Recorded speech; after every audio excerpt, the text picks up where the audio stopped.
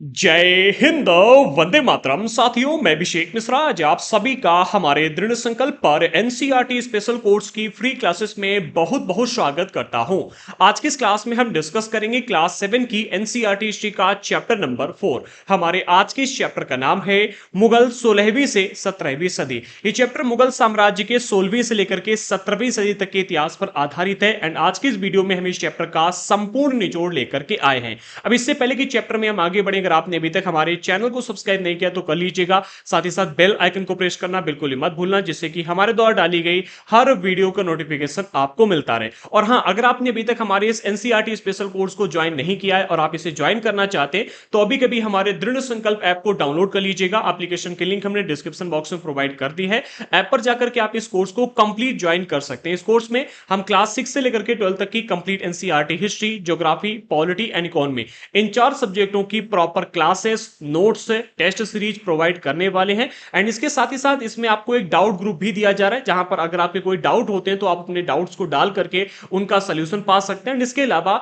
इसमें क्विज भी चलेंगे जो कि इंपॉर्टेंट क्वेश्चंस पर आधारित रहेंगे। ये कोर्स ऑल इन वन है। आप यूपीएससी से लेकर के एसएससी, शिक्षक भर्ती, स्टेट पीसी एग्जाम, किसी भी एग्जाम की तैयारी करें और उसके लिए अगर आपको एनसीईआरटी पढ़नी है तो आप हमारे इस एनसीईआरटी स्पेशल कोर्स को ज्वाइन कर सकते हैं। अब आते हैं अपने मुख्य टॉपिक पर। एंड हाँ, इस कोर्स को अगर आप आज ही ज्वाइन करेंगे, वैसे तो कल तक ही ऑफर था लेकिन हमने इस ऑफर को एक दिन और एक्सटेंड कर दिया है, तो आपको ये कोर्स मात्र 2100 रुपए में मिलने वाला है। इस कोर्स का जो प्राइस है वो 3000 है, लेकिन अभी इंडिपेंडेंस डे का हमारा ऑफर चल रहा है 15 अगस्त वाला, तो उस ऑफर का लाभ लेकर के आप इस कोर्स को मात्र 2100 रुपए में भी ज्वाइन कर सकते हैं। आज रात 12 बजे के बाद में ये ऑफर समाप्त हो जाएगा। अब आते हैं अपने आज के मुख्य टॉपिक पर। तो चैप्टर का नाम है मुगल 16वीं से 17वीं सदी। लेकिन क्या आपको पता है कि पहले इस चैप्टर का नाम हुआ करता था मुगल साम्राज्य? अगर आप सन 2020, 21 और 22 के एनसीईआरटी में देखोगे तो इस चैप्टर का नाम था मुगल साम्राज्य। सन 2023 और 24 के एनसीईआरटी में चैप्टर का नाम बदल करके मुगल 16वीं से 17वीं सदी कर दिया गया।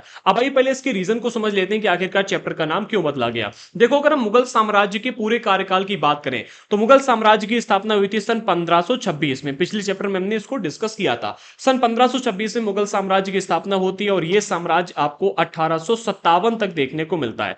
1857 तक मुगलों ने दिल्ली के ऊपर अपना राज किया था। ठीक है, 1526 से लेकर के 1857 तक। अच्छा, 1526 में बाबर ने इब्राहिम लोदी को पानीपत के युद्ध में हराने के बाद में दिल्ली के ऊपर नियंत्रण स्थापित किया और तब मुगल साम्राज्य की स्थापना की। एंड अगर हम अंतिम बादशाह की बात करें तो वो थे बहादुर शाह जफर, जिन्होंने 1857 तक दिल्ली पर राज किया। एंड बहादुर शाह जफर को अंग्रेजों ने अंतिम मुगल बादशाह घोषित करने के बाद में यहां से 1857 से में हटा दिया गद्दी से, और हटाने के बाद में ब्रिटिश साम्राज्य की स्थापना की। अच्छा, ब्रिटिश साम्राज्य की स्थापना कैसे होती है इसको हम क्लास 8 में डिटेल में डिस्कस करेंगे। अभी बस इतना समझ लो कि मुगल साम्राज्य के पहले शासक थे आपके बाबर और अंतिम शासक थे बहादुर शाह जफर। ठीक है, एंड यहां पर एक प्रश्न और बनता है कि मुगल साम्राज्य के अंतिम शक्तिशाली बादशाह कौन थे? प्रथम और अंतिम तो हमने देख लिया, लेकिन अगर प्रश्न आता है कि मुगल साम्राज्य के अंतिम शक्तिशाली बादशाह कौन थे, तो वो आते हैं आपके औरंगजेब, जिन्होंने सन 1707 तक, कब? सन 1707 तक यहां पर राज किया था। ठीक है, तो ये मुगल साम्राज्य के अंतिम शक्तिशाली बादशाह कहे जाते हैं, क्योंकि सन 1707 के बाद में जैसे ही इनको गद्दी से हटाया जाता है, जैसे अपनी गद्दी से हट जाते हैं, इनकी मृत्यु होती है, तो इनकी मृत्यु के बाद में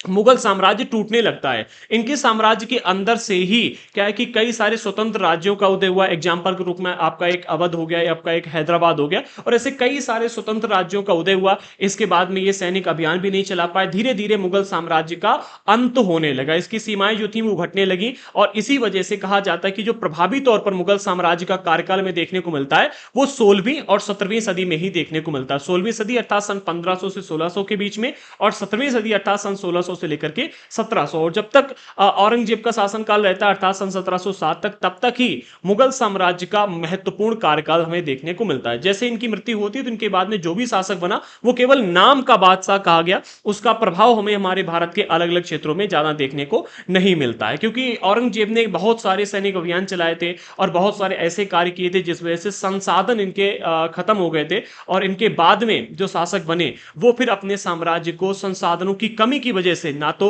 उतने अच्छे ढंग से नियंत्रित कर पाए, ना ही इसका विस्तार कर पाए। अब इसके बारे में हम आगे चल करके डिस्कस करेंगे, अभी हम अपने मुख्य टॉपिक पर अब हम फोकस करते हैं। तो इसी वजह से चैप्टर का नाम भी चेंज किया गया। अगर मुगल साम्राज्य की बात करें, जो पहले इस चैप्टर का नाम हुआ करता था, तो उसमें मुगल साम्राज्य के आरंभ से लेकर के अंत तक की बात की जाती है, लेकिन चैप्टर में जो मुगल साम्राज्य का इंपॉर्टेंट कार्यकाल है केवल उसके विषय में बताया गया था। अब हम आते हैं अपने मुख्य टॉपिक पर और चैप्टर को डिस्कस करते हैं। अच्छा, यहां पर एक प्रश्न बनता है कि आखिरकार मुगल साम्राज्य को इतना इंपॉर्टेंट क्यों इतनी इंपॉर्टेंस क्यों दी जाती है, इतना महत्व क्यों दिया गया? तो उसका उत्तर आप यहां पर देख लीजिएगा। ठीक है, दो बिंदुओं में मुगल साम्राज्य के महत्व को यहां पर बताया जा रहा है। तो पहले बिंदु में यहां पर कहा जा रहा है कि मध्यकाल में किसी भी शासक के लिए भारतीय उपमहाद्वीप जैसे बड़े क्षेत्र पर जहां लोगों एवं संस्कृतियों में इतनी अधिक विविधताएं हो, शासन कर पाना अत्यंत ही कठिन कार्य था। अब यहां पर ही कहा जा रहा है कि अगर हम मध्यकाल के टाइम में देखेंगे हमारे भारतीय उपमहाद्वीप को, तो एक तो भारतीय उपमहाद्वीप का क्षेत्रफल बहुत बड़ा था। ठीक है, इसके अलावा यहाँ के अगर आप आम जनता अर्थात लोगों की बात करो या फिर यहाँ की संस्कृति की बात करो, दोनों में ही आपको बहुत अधिक विविधताएं देखने को मिलेंगी। विविधता अर्थात एक ही चीज को विविध प्रकार से प्रेजेंट करना। जैसे कि हम धर्म के अंदर ही बात करें तो आपको एक ही धर्म के लोग अलग अलग स्थान पर अलग अलग प्रकार की मूल्य मान्यताओं के साथ में देखने को मिलेंगे। एग्जाम्पल के रूप में अगर हम आज के टाइम की आपको एग्जाम्पल दें तो सनातन धर्म में अगर हम देखें तो आपके बिहार में छठ पूजा देखने को मिलती है, जो कि अन्य इलाकों में जो बिहार से लोग गए वही करते हैं, बाकी अन्य इलाकों में छठ पूजा फेमस नहीं है।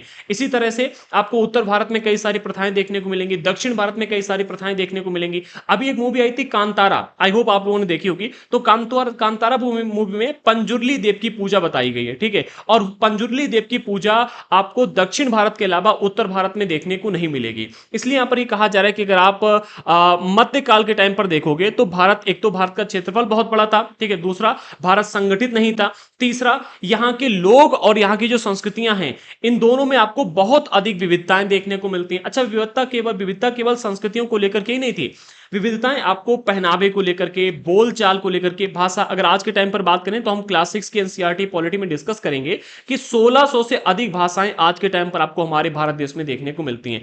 इतनी अधिक विविधताओं वाला देश। ठीक है, फिर खान पान हो गया, क्लाइमेट को लेकर विविधताएं हो गई। तो भारत में चूंकि इतनी अधिक विविधताएं थी, इस वजह से संपूर्ण भारत पर या फिर कहें कि भारतीय उपमहाद्वीप के बड़े क्षेत्र पर शासन कर पाना अत्यंत ही कठिन कार्य था। लेकिन अपने पूर्ववर्तियों के विपरीत मुगलों ने एक साम्राज्य की स्थापना की। पूर्ववर्ती अर्थात इनसे पहले शासन करने वाले जो शासक थे उनके विपरीत मुगलों ने एक साम्राज्य की स्थापना की और वह कार्य पूरा करके दिखा दिया जो अब तक केवल एक छोटी अवधि के लिए ही संभव जान पड़ता था। क्या हुआ था कि इससे पहले अगर आप खिलजी लोगों को देखोगे, तुगलक लोगों को देखोगे, तो कई सारे ऐसे शासक थे जिन्होंने भारत के बहुत बड़े इलाके पर अपना नियंत्रण स्थापित किया था, लेकिन ये अपने नियंत्रण को बहुत लंबे समय तक बरकरार नहीं रख पाए थे। हद से हद 1 साल। ठीक है, दक्षिण भारत में जाते थे, नियंत्रण स्थापित करते थे और हद से हद 1 साल के अंदर ही वहां के लोग अपने आप को स्वतंत्र घोषित कर देते थे। इनका नियंत्रण तो स्थापित हो जाता था, लेकिन लंबे समय तक नियंत्रण प्रभावी तौर पर चल नहीं पाता था। लेकिन वहीं अगर हम मुगलों की बात करें तो मुगलों ने भारत के बहुत बड़े इलाके पर अपना नियंत्रण भी स्थापित किया और उसे काफी लंबे समय तक संभाल करके भी रखा। जब तक औरंगजेब का शासनकाल में देखने को मिलता है तब तक मुगल साम्राज्य का भारत के बहुत बड़े इलाके पर नियंत्रण बना हुआ था। अच्छा, अगले पॉइंट में कहा जा रहा है उन्होंने प्रशासन के ढांचे तथा शासन संबंधी जो विचार लागू किए, अर्थात मुगलों ने यहां पर प्रशासन के ढांचे अर्थात जो इमारतें वगैरह बनवाई और शासन संबंधी जो विचार लागू किए अर्थात जो नियम लागू किए, जो इन्होंने यहां पर विचारधारा लागू की, वे उनके राज्य के पतन के बाद भी टिके रहे।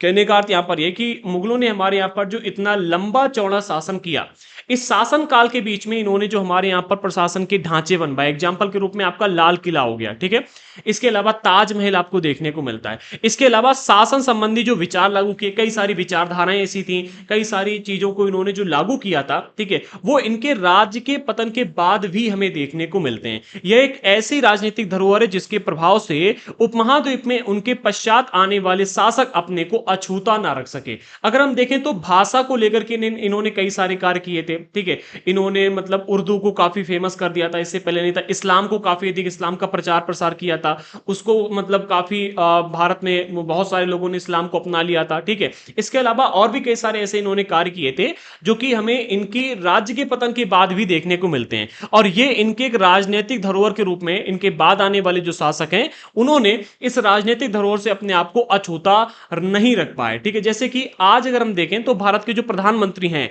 वो स्वतंत्रता दिवस के अवसर पर मुगल शासकों के निवास स्थान, जिसे हम कहते हैं लाल किला, ठीक है, तो लाल किले की प्राचीर से राष्ट्र को संबोधित करते हैं। हम आज भी देखते हैं, ठीक है। तो मुगलों ने जो हमारे यहां पर इतने लंबे टाइम पीरियड में कार्य किए वो आज भी हमें देखने को मिलते हैं। अब अगला जो हमारा प्रश्न है वो ये कि मुगल कौन थे, अर्थात मुगल किस वंश से आते हैं, मुगल आए कहां से थे। अब इस चीज को भी देख लो, ठीक है। तो एक ही बिंदु में इसको हमने रख लिया, बहुत ही शॉर्ट में दिया गया, आप इसको चाहे तो याद कर लेना या फिर नोट कर लेना, ठीक है। इंपॉर्टेंट है, ये वाला इतना अधिक इंपॉर्टेंट नहीं था, ठीक है, ऊपर वाला, लेकिन ये मोस्ट इंपॉर्टेंट है। आप अगर कहीं पर लिखना चाहें तो उसको शॉर्ट में लिख भी सकते हो, ठीक है। एनसीईआरटी की ये जो डेफिनेशन यहां पर दी गई बहुत ही अच्छी दी गई है। तो यहां पर कहा जा रहा है मुगल दो महान शासक वंशों के वंशज थे। कौन कौन से, एक तो आपको देखने को मिलते हैं चंगेज खान, और दूसरा कौन सा था आपका तैमूर था। अब आइए इनके विषय में थोड़ा सा डिटेल में बात करते हैं। अगर हम माता की ओर से बात करें तो माता की ओर से मंगोल शासक चंगेज खान जो कि चीन और मध्य एशिया के कुछ भागों पर राज करता था, इनके उत्तराधिकारी थे। और अगर इनके पिता की ओर से बात करें तो पिता की ओर से ईरान,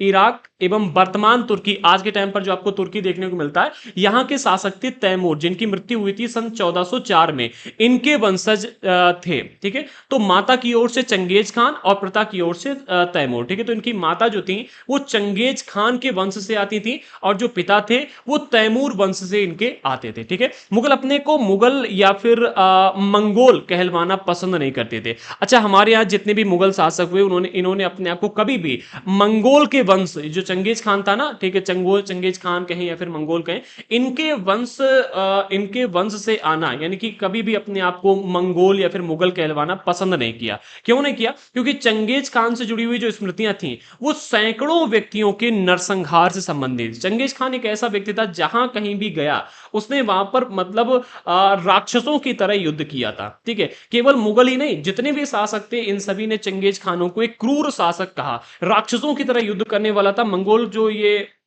जो चंगेज खान देखने को मिलता है, हमने तो ऐसी ऐसी कहानियां सुनी कि जब भी ये कहीं पर आक्रमण करने के लिए जाता था, ठीक है, तो वहां पर प्रेग्नेंट महिलाओं को भी नहीं छोड़ता था, ठीक है। ऐसी महिलाएं जिनके पेट में बच्चे हो, ठीक है, उनको भी नहीं छोड़ता था। उनके पेट से बच्चों को निकाल कर अपने तलवार के ऊपर लगा करके लोगों को दिखाता था कि देखो हमने इसे भी मार दिया, ठीक है। बहुत क्रूर शासक था, इतना क्रूर शासक था कि इसके ही वंश के आगे के जो लोग थे मुगल या फिर जो मुगल थे हमारे यहाँ पर आए, इन्होंने अपने आप को इसके वंश से होने पर मतलब बहुत ज्यादा क्या कहते हैं गलत महसूस किया, ठीक है। कभी भी पसंद नहीं करते थे कि हमें मंगोल के नाम से जाना जाए। आगे करते हैं, मुगल तैमूर के वंशज होने पर गर्व महसूस करते थे। तैमूर है ना, तैमूर, ठीक है, इसके वंशज होने पर मुगल जो थे वो अपने आप को गर्व महसूस करते थे, क्योंकि तैमूर जो था इसने 1398 में दिल्ली पर कब्जा किया था। और इसी वजह से तैमूर के वंशज होने पर जो मुगल थे वो अपने आप को मतलब गर्व महसूस करते थे, लेकिन कभी भी अपने आप को मंगोल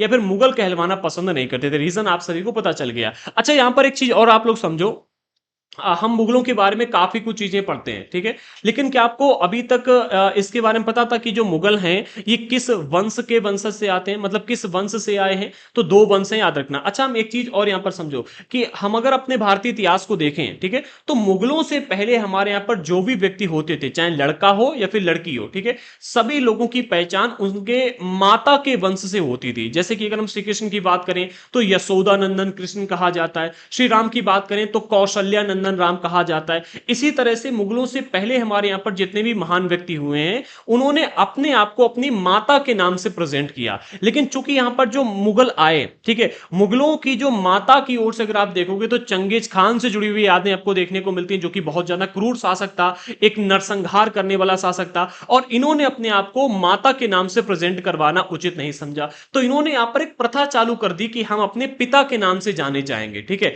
और वही अगर देखें तो आज के टाइम पर बार हमारे भारत में देखने को मिलता है। अगर मुगल नहीं आए होते तो मैं गारंटी के साथ कह सकता हूं कि आज भी हमारे यहां पर सभी लोग अपने आप को अपनी माता के नाम से प्रेजेंट करवाना उचित समझते, और ऐसा ही पहले हो भी रहा था। आगे बढ़ते हैं। ये मतलब एक कीवर्ड था, अगर आप चाहो तो इसको याद रख सकते हो, बाकी इस पर प्रश्न आने वाला नहीं है। एक मतलब पॉइंट है जो कि आप चाहो तो याद रखना। अगला टॉपिक है हमारा मुगल सैन्य अभियान। अब यहां से हम एक चीज और डिस्कस करेंगे कि हमारे भारत देश में जो 16वीं से लेकर के 17वीं सदी के बीच में मुगल शासक हुए वो कौन कौन से हुए, एक बार हम रिव्यू कर लेते हैं फिर आगे बढ़ते हैं। अगर मुगल सम्राटों की बात करें तो सबसे पहले बाबर, जिसने 1526 में मुगल साम्राज्य की स्थापना की और 1530 तक इसने राज किया था। फिर आपको हुमायूं देखने को मिलते हैं, जिन्होंने इनके दो कार्यकाल में देखने को मिलते हैं, एक 1530 से 40 के बीच में और एक 1555 से 56 के बीच में।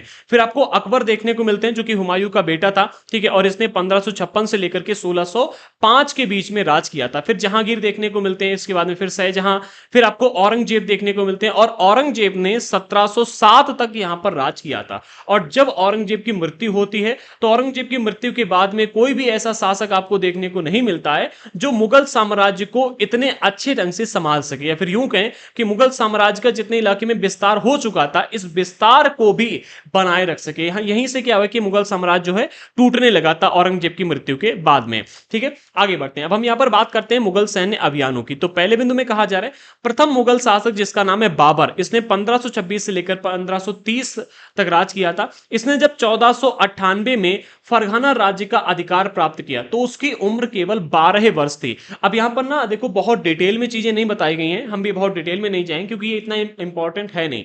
जितना बताया गया है उतना ही समझेंगे। क्लास 12 की एनसीईआरटी में इसके बारे में थोड़ा सा और डिटेल में बात की गई है, तो वहां पर डिस्कस करेंगे। अभी जितना दिया जा रहा है ठीक है उतना ही समझो। बाकी हम अगर आजकल क्या है ना कि बीजेपी की सरकार चल रही है, ठीक है, और बीजेपी की सरकार में अगर आप देखोगे तो मुगलों के ऊपर प्रश्न ना के बराबर आने लगे। इनफैक्ट मैं तो देखता हूं कि आजकल मुगलों के ऊपर प्रश्न ही हमें देखने को नहीं मिलते, मुगलों का तो इतिहास ही गायब करने में लगे हुए हैं, ठीक है। और जब तक बीजेपी की सरकार है मुगलों का इतिहास इतना इंपॉर्टेंट है नहीं, ठीक है। और अभी 5 साल 6 साल तक तो आपको देखने को मिल ही रही है, आगे की हम बात नहीं कर सकते, ठीक है। तो यहां पर अगर हम मुगलों के इतिहास की बात करें तो जितनी एनसीईआरटी में जितना दिया गया है उतना भी हम डिस्कस करेंगे, बहुत डिटेल में यहां पर नहीं जाएंगे, ठीक है। तो एनसीईआरटी में कहा ही जा रहा है कि बाबर को अगर हम देखें तो इसने 1498 में फरगाना का राज्य प्राप्त किया था, यहां का उत्तराधिकार प्राप्त किया था। और जब ही यहां का राजा बना था तो इसकी उम्र कितनी थी, केवल 12 साल इसकी उम्र थी, ठीक है।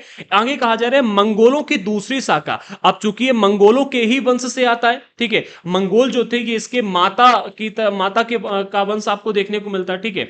तो मतलब माता की तरफ के ये देखने को मिलते हैं, ठीक है। तो मंगोलों की जो दूसरी शाखा है वो उज्बेकों दूसरी शाखा उज्बेकों के आक्रमण के कारण उसे अपनी पैतृक गद्दी छोड़नी पड़ी। यहां पर कहने का अर्थ यह कि मंगोलों की हो सकता है दो शाखाएं हो। एक शाखा वो थी जो फरगाना के ऊपर राज कर रही थी, जिसका आपको वंशज ये बाबर देखने को मिलता है, ठीक है, ये यहां पर राज कर रहा था। लेकिन मंगोलों की दूसरी शाखा आती है जो कि हमें उज्बेक देखने को मिलते हैं, और ये जब फरगाना के ऊपर आक्रमण करते हैं तो इसे अपनी गद्दी जो मतलब राज्य उत्तराधिकार जिस गद्दी का मिला था वो गद्दी छोड़नी पड़ती है। और गद्दी छोड़ने के बाद में अनेक वर्षों तक भटकने के बाद में 1504 में बाबर ने काबुल पर कब्जा कर लिया। काबुल पर कब्जा करने के बाद में ये यहां पर अपनी सेना को खड़ी करता है, अपनी ताकत धीरे धीरे बढ़ाता है, और ताकत बढ़ाने के बाद में उसने 1526 में दिल्ली के सुल्तान इब्राहिम लोदी को पानीपत के युद्ध में हरा दिया। कब हराया, 1526 में। याद रखना किसे हराया, इब्राहिम लोदी को, जो कि लोदी वंश के अंतिम बादशाह या फिर अंतिम शासक आपको देखने को मिलते हैं। किस युद्ध में हराया, तो पानीपत के युद्ध में हराया। यह प्रश्न इंपॉर्टेंट है, अगर प्रश्न आएगा तो इस पर आ सकता है कि बाबर ने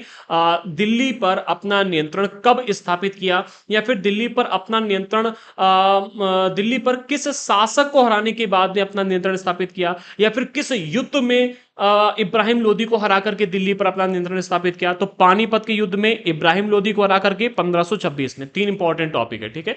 इसके बाद आगे कहा जा रहा है दिल्ली एवं आगरा को अपने कब्जे में कर लिया था। इस युद्ध के बाद बाबर ने अपने को बादशाह घोषित किया और भारत में मुगल साम्राज्य की नींव इसने यहां पर रख दी थी। आगे बढ़ते हैं, 1 मिनट, थोड़ा सा सब्र करते चलो। हाँ, अगला हमारा जो यहाँ पर पॉइंट दिया रहा है ये मतलब बेसिक बात है, ठीक है, बट ये इंपॉर्टेंट है, इसको आप लोग याद रखना, ठीक है। चाहो तो इसको नोट कर लो। कहा जा रहा है युद्ध में प्रयोग होने वाले बारूद की तकनीक भारत में 14वीं शताब्दी में आई। जो आजकल हम लोग देखते हैं ना, बड़े बड़े हथियार बनाए जाते हैं, ठीक है, जिनको हम लोग आग्नेयास्त्र कहते हैं, बंदूकें बनाई जाती हैं, बम गोला बनाए जाते हैं, हम लोग इनफैक्ट दिवाली के अवसर पर भी पटाखे छुटाते हैं, इन सभी में बारूद का प्रयोग होता है, ठीक है। तो बारूद की तकनीक की अगर हम बात करें तो 14वीं सदी में ये हमारे भारत में आई थी, ठीक है। कब आई थी? 14वीं सदी में। आग्नेयास्त्रों के लिए इसका प्रयोग सबसे पहले गुजरात, मालवा और दक्कन जैसे प्रदेशों में हुआ था एवं आरंभिक 16वीं सदी में बाबर द्वारा इसका प्रयोग किया गया था। जो बारूद की तकनीकी हमें आज के टाइम पर देखने को मिलती है, जिसका प्रयोग हम लोग पटाखों में करते हैं, बड़े बड़े बम में करते हैं, ठीक है, हथियार जो बनाए जाते हैं उसमें देखने को मिलते हैं। तो इस तकनीकी का आविष्कार, जो ये तकनीक भारत में आई थी, वो आई थी 14वीं सदी में। 14वीं सदी अर्थात सन 1300 से लेकर के 1400 के बीच में जो ये टाइम पीरियड आपको देखने को मिलता है, इसी टाइम पीरियड के बीच में बारूद की तकनीक भारत में आई थी, ठीक है। और इस तकनीक का आविष्कार ऑलरेडी गुजरात, मालवा और दक्कन के जो प्रदेश थे, ये लोग कर रहे थे, ठीक है। इसके बाद में जब बाबर यहां पर 16वीं सदी यानी कि 1526 में आक्रमण करता है, तब बाबर ने इस बारूद वाली तकनीक का इस्तेमाल किया और इससे अग्नेयास्त्र बनाए, ठीक है। और इन अग्नेयास्त्रों का प्रयोग करके इब्राहिम लोदी को हराया था, ठीक है, जो कि इसकी जीत का एक महत्वपूर्ण हिस्सा भी रहे थे। आगे बढ़ते हैं। अगली हेडिंग है मुगल सम्राट प्रमुख अभियान और घटनाएं। अब हमें यहां पर मुगल सम्राटों द्वारा चलाए गए प्रमुख सैनिक अभियानों और इनके जीवन काल की प्रमुख घटनाओं के विषय में डिस्कस करना है। एक बात आगे बढ़ने से पहले समझ लीजिएगा कि इस हेडिंग के अंदर जितने भी बिंदु दिए गए, अब आगे इस टॉपिक में हम जितने भी बिंदु डिस्कस करेंगे, वो बहुत ही कम शब्दों में और सटीक जानकारी प्रदान करते हैं। तो चाहो तो इनको नोट कर लेना, अदरवाइज अगर आप याद कर सकते हो तो याद जरूर कर लें, क्योंकि अगर प्रश्न आएगा तो यहां से आने की संभावना आपको देखने को मिलती है, ठीक, क्योंकि इंपॉर्टेंट टॉपिक सारे दिए गए और बहुत ही कम शब्दों में अधिक जानकारी यहां पर आपको देखने को मिलती है। यहां पर सबसे पहले हम बात करते हैं बाबर की, क्योंकि बाबर ने ही मुगल साम्राज्य की स्थापना की थी। बाबर का शासनकाल चलता है 1526 से लेकर के 1530 के बीच में, जिसमें बाबर ने सबसे पहले 1526 में पानीपत के मैदान में इब्राहिम लोदी और इब्राहिम लोदी के अफगान समर्थकों को हराया। हराने के बाद में दिल्ली पर कब्जा किया और फिर मुगल साम्राज्य की स्थापना की, ठीक है। अब जब मुगल साम्राज्य की स्थापना कर ली तो साम्राज्य का विस्तार करना भी शुरू कर दिया, जिसमें इसने 1526 में खुनबा में राणा सांगा, राजपूत राजाओं और इनके समर्थकों को हराया। हराने के बाद में यहां पर मुगल साम्राज्य को स्थापित किया, फिर आगे बढ़ा और 1528 में चंदेरी के राजपूतों को हराया और यहां पर भी मुगल नियंत्रण स्थापित कर दिया और धीरे धीरे कई सारे इलाकों में अपने साम्राज्य का विस्तार करता रहा। इसकी मृत्यु हुई थी 1530 में, आगे चलकर के 1530 में इसकी मृत्यु हो जाती है, लेकिन अपनी मृत्यु से पहले दिल्ली और आगरा में भी इसने मुगल नियंत्रण को स्थापित कर दिया था। अच्छा, जब बाबर की मृत्यु हो जाती है तो बाबर की मृत्यु के बाद में बाबर का बेटा, जिसका नाम है हुमायूं, हुमायूं को दिल्ली का शासक नियुक्त किया जाता है। हुमायूं जो है वो दिल्ली का शासन संभालता है, लेकिन केवल हुमायूं ही इसका बेटा नहीं था, इसके और भी कई सारे बेटे थे। तो हुमायूं ने क्या किया, हुमायूं के में दो शासनकाल देखने को मिलते हैं, एक 1530 से लेकर 40 के बीच में और एक 1555 से लेकर के 1556 के बीच में, ठीक है। तो हुमायूं ने क्या किया, जब इसके पिता की मृत्यु हो गई, अपने पिता की मृत्यु के बाद में हुमायूं ने पिता की बसीहत, ठीक है, हुमायूं ने अपने पिता की बसीहत के अनुसार जायदाद का बंटवारा किया। अच्छा, यहां पर पहले इस बात को समझ लो कि भाई मुगल जो थे ये अपनी जायदाद का बंटवारा करने के लिए किस परंपरा को अपनाते थे, इसके बारे में आगे दिया जा रहा है, ठीक है। यहां पर उत्तराधिकार की मुगल परंपराएं, ये आपको हेडिंग मिलती है एंड यहां पर इसके बारे में बताया जा रहा है। मुगल ज्येष्ठाधिकार के नियम में विश्वास नहीं करते थे। ज्येष्ठाधिकार इसमें क्या होता है, जिसमें ज्येष्ठ पुत्र को पिता के राज्य का उत्तराधिकारी माना जाता है, ठीक है। अगर आप हिंदू लोगों के शासन के बारे में पढ़ोगे तो हिंदुओं में आपको यही परंपराएं देखने को मिलेंगी। जैसे ही पिता की मृत्यु होती है तो उसके बाद में जो सबसे बड़ा बेटा होता है वो राज्य का शासक बन जाता है और उसके जो अन्य बेटे होते हैं उनको अलग अलग पद दिए जाते हैं, ठीक है। लेकिन जो मुगल हैं, मुगल इस परंपरा में विश्वास नहीं रखते थे। मुगलों ने क्या किया था, सहदायात की मुगल एवं तैमूर वंशों की प्रथा को अपनाया था, ठीक है। इसमें क्या होता था, उत्तराधिकार का विभाजन समस्त पुत्रों में कर दिया जाता था। जैसे अगर किसी शासक के 4 बेटे हैं, ठीक है, तो अपने साम्राज्य को चारों बेटों को सौंपेगा, ठीक है, साम्राज्य का बंटवारा कर देगा और चारों बेटों को अलग अलग क्षेत्र का शासक नियुक्त कर देगा। इसी तरह से यहां पर अगर हम देखें तो बाबर ने भी अपने साम्राज्य के बंटवारे के लिए एक वसीयत बनवा करके रखी हुई थी और जब हुमायूं को दिल्ली का साम्राज्य मिला, हुमायूं चूंकि सबसे बड़ा बेटा होगा, ठीक है, इसलिए तो हुमायूं ने इसी वसीयत के अनुसार अपनी जायदाद का बंटवारा कर दिया। इसमें हुआ यह कि प्रत्येक भाई को एक एक प्रांत मिला। उसके भाई कामरान को काबुल और कांधार जैसे क्षेत्रों की जिम्मेदारी दी गई थी। अच्छा, अगर कामरान की बात की जाए तो कामरान एक ऐसा व्यक्ति था जो कि महत्वाकांक्षी शासक कहलाया। कैसा महत्वाकांक्षी शासक कहलाया, इसको जैसे ही इसके मतलब इसके हिस्से का शासन मिल गया, काबुल और कांधार पर जब इसका शासन स्थापित हो गया, यहाँ की जिम्मेदारी जब इसे मिल गई, तो इसने अपने साम्राज्य के विस्तार करने के लिए कई सारे प्रयास किए। अच्छा, कामरान का, अच्छा देखो यहां पर एक चीज और समझ लो कि जो बाबर थे, बाबर के कई सारे बेटे थे, जिसमें एक आपको कामरान मिलते हैं, एक आपको हुमायूं मिलते हैं, एक आपको मिलता है और जिसका नाम क्या था, अस्करी था, ठीक है। और भी कई सारे शासक थे, लेकिन एनसीईआरटी में केवल हुमायूं और कामरान के बारे में ही बताया गया है। तो हम इन्हीं के बारे में डिस्कस करें, क्योंकि अन्य जो बेटे थे उनके बारे में हमको इतनी अधिक इंपॉर्टेंट चीजें देखने को नहीं मिलती और उनके बारे में ज्यादा लिखा भी नहीं गया है, वो इंपॉर्टेंट भी नहीं है, ठीक है। तो इन्हीं दोनों के विषय में हम डिस्कस करेंगे। तो जब कामरान को काबुल और कांधार जैसे क्षेत्रों की जिम्मेदारी दे दी गई, मतलब इधर इलाके जो क्षेत्र थे इनकी जिम्मेदारी दे दी गई, यहां का शासक बना दिया गया,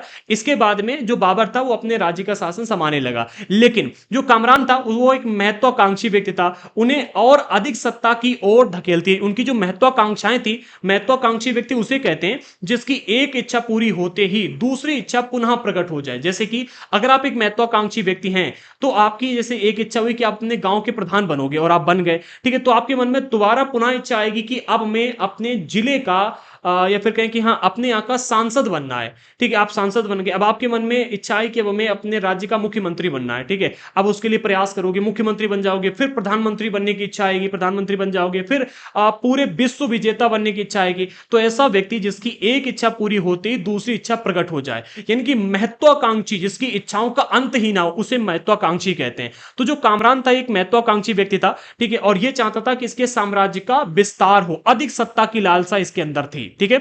अच्छा, इसके बाद इसने क्या किया, उन्होंने हुमायूं के खिलाफ कई बार विद्रोह किया, ठीक है, जो ये कामरान था इसने हुमायूं के खिलाफ कई बार विद्रोह किया, उसे कमजोर करने की कोशिश भी की। विशेष रूप से 1540 के दशक में अगर हम देखें, तो जब शेरशाह सूरी ने हुमायूं को हराया, तो हरा करके दिल्ली पर कब्जा कर लिया, तब कामरान ने हुमायूं की मदद करने की बजाय उसे और अधिक मुश्किलों में डालने की कोशिश की थी। यहां पर हमें देखने को मिलता है कि जब एक भाई मुश्किल में होता है तो दूसरी भाई उसकी मदद करता है, दूसरा भाई। लेकिन यहां पर क्या हुआ, जब शेरशाह सूरी ने हुमायूं के ऊपर आक्रमण किया, इसके दो आक्रमण हुए थे, इसको भी समझ लो। शेरशाह सूरी ने हुमायूं को दो बार हराया था, एक 1539 में चौसे के युद्ध में, चौसा का युद्ध कहा जाता है, और दूसरा 1540 में कन्नौज में, ठीक है, दो बार यहां पर हराया था, ठीक है। और जब शेरशाह सूरी का हुमायूं के ऊपर आक्रमण हो रहा था, तब कामरान इनकी मदद करने की बजाय इनको मुसीबतों में डालने का प्रयास कर रहा था, कि ये मुसीबतों में पड़ जाए और इनका जो शासन है वो दिल्ली से समाप्त हो, ठीक है, ये हार जाए, मुसीबतों में डालने की कोशिश कर रहा था। अंततः हुआ, धीरे धीरे अंततः हुआ क्या कि जब 1540 के युद्ध में और 1539 के युद्ध में यहां पर हुमायूं की हार हुई,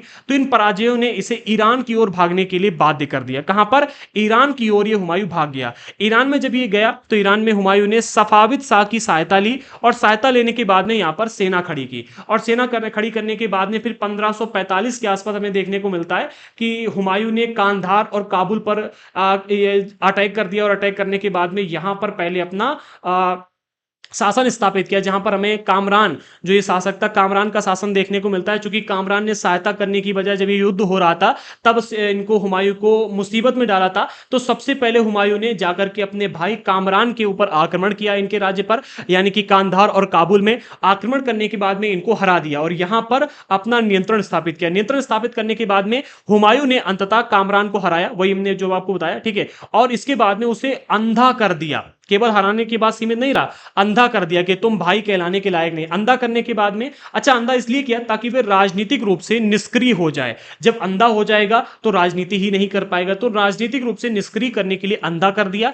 इसके बाद में कामरान जो था उसका बाकी जीवन मक्का में निर्वासन में बीता, यानी कि ये मक्का चला गया और वहीं पर इसने अपना सारा जीवन बिताया, ठीक है। इसके बाद में इसकी मृत्यु वहां पर 1557 में हो जाती है, ठीक है। अच्छा, जब इसने यहां पर मतलब कामरान को हरा दिया, हराने के बाद में यहां पर कब्जा कर लिया, फिर इसने 1555 में दिल्ली के ऊपर दिल्ली की तरफ रुख किया, 1555 के आसपास, और 1555 में दिल्ली पर पुनः कब्जा कर लिया। परंतु उसके अगले ही वर्ष यानी कि 1556 में इमारत में एक दुर्घटना होती है और इसी दुर्घटना में हुमायूं की मृत्यु हो जाती है। तो हुमायूं का जो शासन काल है ये हमें बहुत इंपॉर्टेंट देखने को मिलता है, जैसा कि हमने यहां पर डिस्कस किया, पारिवारिक रूप से ये काफी इंपॉर्टेंट रहा है, ठीक है भाई। इन्हीं में उलझा रहा तो मतलब कहां से बाकी चीजें कर पाएगा, ये चीजें ज्यादा देखने को मिलती है। अच्छा, हुमायूं का बेटा था अकबर। यहां पर एक इंटरेस्टिंग इंटरेस्टिंग स्टोरी आपको देखने को मिलती है। अब समझो यहां पर क्या कहा जा रहा है। 1540 में कन्नौज के युद्ध में हुमायूं हारता है और हारने के बाद में ही ईरान भाग जाता है। कहां पर? ईरान। ठीक है। अकबर के बारे में कहा जा रहा है कि जो अकबर, अच्छा यहां पर एक चीज यहां नोट कर लेना कि 1540 में, ठीक है, 1540 में युद्ध हारने के बाद में ईरान भाग गया था। इसको नोट कर रखना, अभी हम आगे समझेंगे। ठीक है। अच्छा, हुमायूं का बेटा माना जाता है अकबर को। ठीक है। अकबर जो है ये हुमायूं का बेटा था, ऐसा ऐतिहासिक साक्ष्यों के माध्यम से कहा जाता है। अकबर जो था ये 13 वर्ष की अल्प आयु में सम्राट बना। कितनी उम्र में? 13 वर्ष की अल्प आयु में सम्राट बना। उसके शासन काल को 3 अवधियों में विभाजित किया जाता है। कितने? 3 कालखंडों में डिवाइड किया गया। लेकिन कालखंडों की बात करने से पहले हम इनके जन्म की थोड़ी सी बात कर लेते हैं। कहा जा रहा है कि 13 वर्ष की अल्प आयु में यह शासक बना। और शासक कब बना? 1556 में। अगर हम 1556 से 13 वर्ष घटा देंगे तो लगभग आपको 1453 के आसपास, सॉरी 1543 के आसपास का समय मिलेगा। ठीक है। अकबर का जो जन्म हुआ था वो हुआ था अक्टूबर 1542 में। कब? अक्टूबर 1542 में। ठीक है। अब यहां पर मुझे एक बात बताओ, अक्टूबर इनका जो जन्म था वो 15 अक्टूबर 1542 में हुआ था अकबर का। ठीक है। यहां पर दिया नहीं गया बट यही इनका जन्म डेट है। ठीक है। जब 1540 में हुमायूं यहां से भाग गया था ईरान, तो 1542 में अकबर का जन्म हुआ। ये अकबर इनका बेटा कैसे कहलाया? क्या कोई इस दुनिया में ऐसा है जो 2 साल तक अपने बेटे को अपने पेट में रख सके? भाई यहां पर तो 3 साल हो जाते ना। 1542 भी अंत है अक्टूबर, इसके बाद नवंबर दिसंबर 1543 लग जाएगा। ठीक है। तो 2 ढाई 3 साल तक अपने पेट में अकबर को ये कैसे रख पाए? अकबर हुमायूं का बेटा है, इस बात पर भी काफी सारे लोग संदेह व्यक्त करते हैं। ठीक है। अकबर जो है ये इनका बेटा, इस बात पर संदेह व्यक्त किया जाता है। इस बात को थोड़ा सा समझ के चलना। अच्छा, अगर हम यहां पर बात करें कि अकबर का जन्म स्थान क्या था, तो अकबर का जो जन्म स्थान, एक मिनट, अकबर का जो हमें जन्म स्थान देखने को मिलता है वो आपको मिलता है अमरकोट, जो कि आज के टाइम पर पाकिस्तान में पाया जाता है। इनकी मां का नाम था हमीदा बानो बेगम। क्या नाम था? हमीदा बानो बेगम। ठीक है। अब आप लोग मुझे कमेंट बॉक्स में ये बताओ कि अकबर को आखिरकार हिंदू क्यों कहा जाता था। कई सारे लोग शासक जो है आज के टाइम पर अगर आप देखो तो कई सारे लोग अकबर को हिंदू मानते हैं। क्यों मानते हैं और इनका जन्म किस राज घराने में हुआ था, ये बात जरूर बताना कमेंट बॉक्स में। ठीक है। अब हम अकबर के विषय में यहां पर डिस्कस करते हैं। तो अकबर का जो शासन काल में देखने को मिलता है वो 1556 से लेकर के 1605 के बीच में देखने को मिलता है। 13 वर्ष की अल्पायु में यह सम्राट बन गया था और इसके शासनकाल को 3 अवधियों में विभाजित किया जा सकता है। सबसे पहले अवधि की अगर हम बात करें तो 1556 से लेकर के 1570 के बीच की अवधि, जब ये कहा जा रहा है इस अवधि के मध्य अकबर अपने संरक्षक बैरम खान और अपने घरेलू कर्मचारियों से स्वतंत्र हो गया था। हुआ क्या था कि 1556 में अगर आप देखोगे तो ये 13 वर्ष का था। ठीक है। और 13 वर्ष की अल्प आयु, यानी कि मतलब इस आयु में अगर किसी को सम्राट बना दिया जाए तो वो अकेले पूरे साम्राज्य को नहीं संभाल सकता। ठीक है। इसे संभालने और इसको संरक्षण प्रदान करने का काम किया था बैरम खान ने। किसने? बैरम खान ने। ठीक है। तो 1556 से लेकर के 1570 के बीच में ये बैरम खान के संरक्षण में रहा था और बैरम खान के साथ साथ इनके जो घरेलू कर्मचारी थे इनके संरक्षण में रहा था। और 1570 में ये स्वतंत्र हो जाता है, यानी कि इनके संरक्षण से बाहर आता है और अपने राज्य को अपने अनुसार चलाने लगता है। ठीक है। उस जब ये मतलब 1556 से 70 के बीच के कार्यकाल को अगर आप देखोगे तो इसी टाइम पीरियड के दौरान उसने सूरी और अन्य अफगानों निकटवर्ती राज्यों जिसमें मालवा, गोंडवाना तथा अपने सौतेली भाई मिर्जा हाकिम और उजबेगों के विद्रोहों को दबाने के लिए सैन्य अभियान चलाए। जब ये अल्पायु में था, 13 वर्ष की उम्र में जब ये शासक बना, तब इसने इतने सारे सैनिक अभियानों को चलाया था। सबसे पहला सैनिक अभियान कौन सा था? तो सूरी और अन्य अफगान शासकों को दबाने के लिए चलाया था। इसके बाद में जो निकटवर्ती राज्य थे, यानी कि आसपास के पड़ोसी राज्य थे, जिसमें आपको मालवा मिलता है, गोंडवाना मिलता है, मिर्जा हाकिम मिलता है, ठीक है, उजबेक मिलते हैं, इनके विद्रोहों को दबाने का प्रयास किया। जब लोगों को पता चला कि 13 साल का शासक यहां पर बैठा है, उसको हरा पाना बहुत आसान था, ठीक है, तो इन लोगों ने विद्रोह करना शुरू कर दिया। किन्होंने? मालवा के राजाओं ने, गोंडवाना भूमि के लोगों ने, इसके अलावा जो मिर्जा हाकिम था, ठीक है, इसने भी, फिर उजबेगों ने, इन सभी ने यहां पर क्या किया कि मिर्जा हाकिम जो था ये काबुल का शासक कहलाता था, ठीक है, तो इन सब ने क्या किया, यहां पर विद्रोह करना शुरू कर दिया। जब विद्रोह किया तो इनके विद्रोह को दबाने के लिए अकबर ने यहां पर सैनिक अभियान चलाए थे। फिर 1568 में सिसौदियों की राजधानी चित्तौड़ जो आपको देखने को मिलता है यहां पर, और इसके बाद में 1568 में रणथंभौर पर कब्जा कर लिया। यह आपको इनकी अल्पायु का शासनकाल देखने को मिलता है। 1556 से लेकर के 1570 के बीच में इन्होंने इतने सारे सैनिक अभियान चलाए थे, ठीक है। ये सारे शॉर्ट में और बहुत ही सटीक जानकारी के साथ नहीं दिए जा रहे, आप अगर चाहो तो इनको नोट भी कर लो। अगला जो आपको शासनकाल देखने को मिल पहले दूसरी अवधि देखने को मिलती है वो 1570 से लेकर के 1585 के बीच में। इस टाइम पर इन्होंने क्या किया था, गुजरात के विरुद्ध सैनिक अभियान चलाए थे। कहां पर? गुजरात, ठीक है, मध्य गुजरात के में, ठीक है, जो मध्य गुजरात वाला इलाका, यहां पर सैनिक अभियान चलाए। इन अभियानों के पश्चात उसने पूर्व में बिहार, बंगाल, उड़ीसा में भी अभियान चलाए, जिन्हें 1579 से लेकर के 80 में मिर्जा हाकिम के पक्ष में हुए विद्रोहों ने और जटिल बना दिया। कहने का अर्थ यहां पर यह कि जब 1589 से लेकर के 80 के बीच में ये मिर्जा हाकिम से युद्ध कर रहे थे, ठीक है, मिर्जा हाकिम को हराने के लिए यहां पर इन्होंने जो अपनी सेनाएं भेजी थी, वो कहा जा रहा है जिन्हें 1589 से 80 में मिर्जा हाकिम के पक्ष में हुए विद्रोह, हाँ हाँ, यहां पर कहा जा रहा है कि जब मिर्जा हाकिम से इनका युद्ध हो रहा था उस टाइम पर जो ये बिहार था, बंगाल था, उड़ीसा था, ये विद्रोह कर रहे थे जब इनका मिर्जा हाकिम से युद्ध चल रहा था, ठीक है। तो जब मिर्जा हाकिम को हरा लिया तो हराने के पश्चात में ये आए और इन्होंने जो ये विद्रोही राज्य थे बिहार, बंगाल, उड़ीसा, इन विद्रोही राज्यों को भी हराया, इनके ऊपर सैनिक अभियान चलाए और इनको अपने दबा करके रखा अपने नीचे। फिर आपको मिलता है तीसरा शासनकाल, ठीक है, दो शासनकाल हमने देख लिया। तीसरा शासनकाल जो इसका हमें देखने को मिलता है वो था 1585 से लेकर के 1605 के बीच में। इसके मध्य अकबर ने साम्राज्य का विस्तार किया, ठीक है, साम्राज्य का विस्तार तो मतलब अभी तक जो कर रहा था 1556 से लेकर 1585 के बीच में जो विद्रोह हो रहे थे इनको दबाने का काम कर रहा था, ठीक है। अगर आप देखो तो मिर्जा हाकिम को दबाया, उजबेगों के विद्रोह को दबाया, गोंडवाना, मालवा के जो राज्य थे इनके विद्रोहों को दबाया, चित्तौड़ और रणथंभौर को अपने कब्जे में लिया, ठीक है। इसके अलावा जो बिहार, बंगाल, उड़ीसा के इनमें अभियान चलाए, क्यों चलाए? क्योंकि जब 1589 से लेकर के 80 के बीच में मिर्जा हाकिम के साथ में इनका युद्ध हो रहा था, तब मिर्जा हाकिम के पक्ष में यहां पर ये लोग विद्रोह कर रहे थे, तो इनके विद्रोह को दबाने के लिए उन्हें हराने के बाद में 70 से लेकर 85 के बीच में, ठीक है, यहां पर इन लोगों के ऊपर भी अभियान चलाए। फिर 85 से लेकर के जो 5 का समय काल देखने को मिलता है, इस समय इन्होंने विद्रोह को दबाने के बाद में अपने साम्राज्य का विस्तार करना शुरू कर दिया, ठीक है, अब साम्राज्य फैलाना शुरू कर दिया। उत्तर पश्चिम में अभियान चलाए, सफाविदों को हराकर कांधार पर कब्जा कर लिया। सफाविद, ठीक है, इनके बारे में भी हमने डिस्कस किया था, ठीक है, तो सफाविदों को हरा करके कांधार पर कब्जा किया।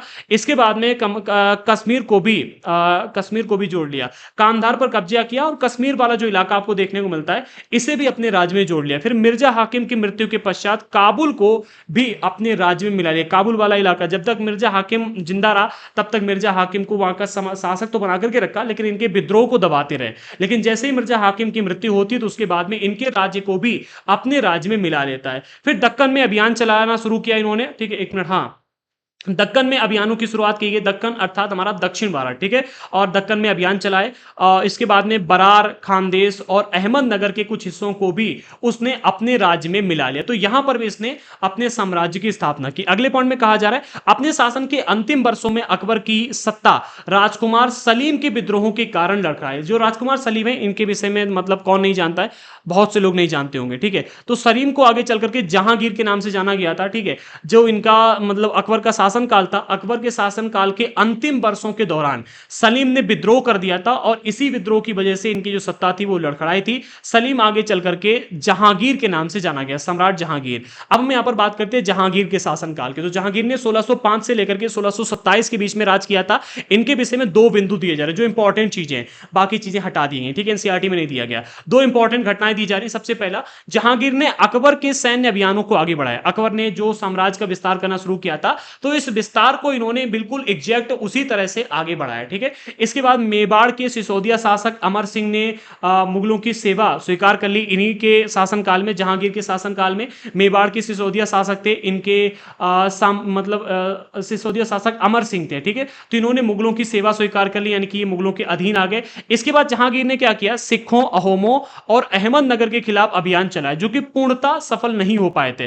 काफी हद तक इसमें इनको सफलता मिली, लेकिन सिखों, अहोमों और अहमदनगर के खिलाफ अभियान चलाकर के इनको सफलता पूर्ण रूप से यहां पर हासिल नहीं हुई थी, ठीक है। सफल यहां पर नहीं हुए थे, पूर्णता नहीं हुए थे, काफी अधिक, लेकिन इनको यहां पर सफलता मिली भी थी। आगे बढ़ते करते अगले पॉइंट में यहां पर कहा जा रहा है कि जहांगीर के शासन के अंतिम वर्षों में राजकुमार खुर्रम को आगे चल करके शाहजहां के नाम से जाना गया था। तो राजकुमार खुर्रम जो बाद में सम्राट शाहजहां कहलाए, इन्होंने विद्रोह कर दिया। हम देखते हैं कि अकबर के शासनकाल के अंतिम वर्षों में सलीम ने विद्रोह किया, जो आगे चल करके जहांगीर के नाम से जाने गए, और जहांगीर के शासनकाल के अंतिम वर्षों में राजकुमार खुर्रम ने, इनका नाम खुर्रम था, ठीक है, तो इन्होंने विद्रोह किया और ये आगे चल करके शाहजहां कहलाए। शाहजहां वही जिन्होंने हमारा वही मतलब क्या कहते हैं, अरे ये ताजमहल बनवाया था, ठीक है, शाहजहां नहीं बनवाया था। तो शाहजहां ये आगे चलकर कह रहा है, इन्होंने विद्रोह किया था। जहांगीर की पत्नी जिनका नाम नूरजहां है, इन्होंने शाहजहां को हाशिए पर ढकेलने के भी प्रयास किए थे, जो कि असफल रहे। यानी कि शाहजहां को मारने के लिए जहांगीर की पत्नी ने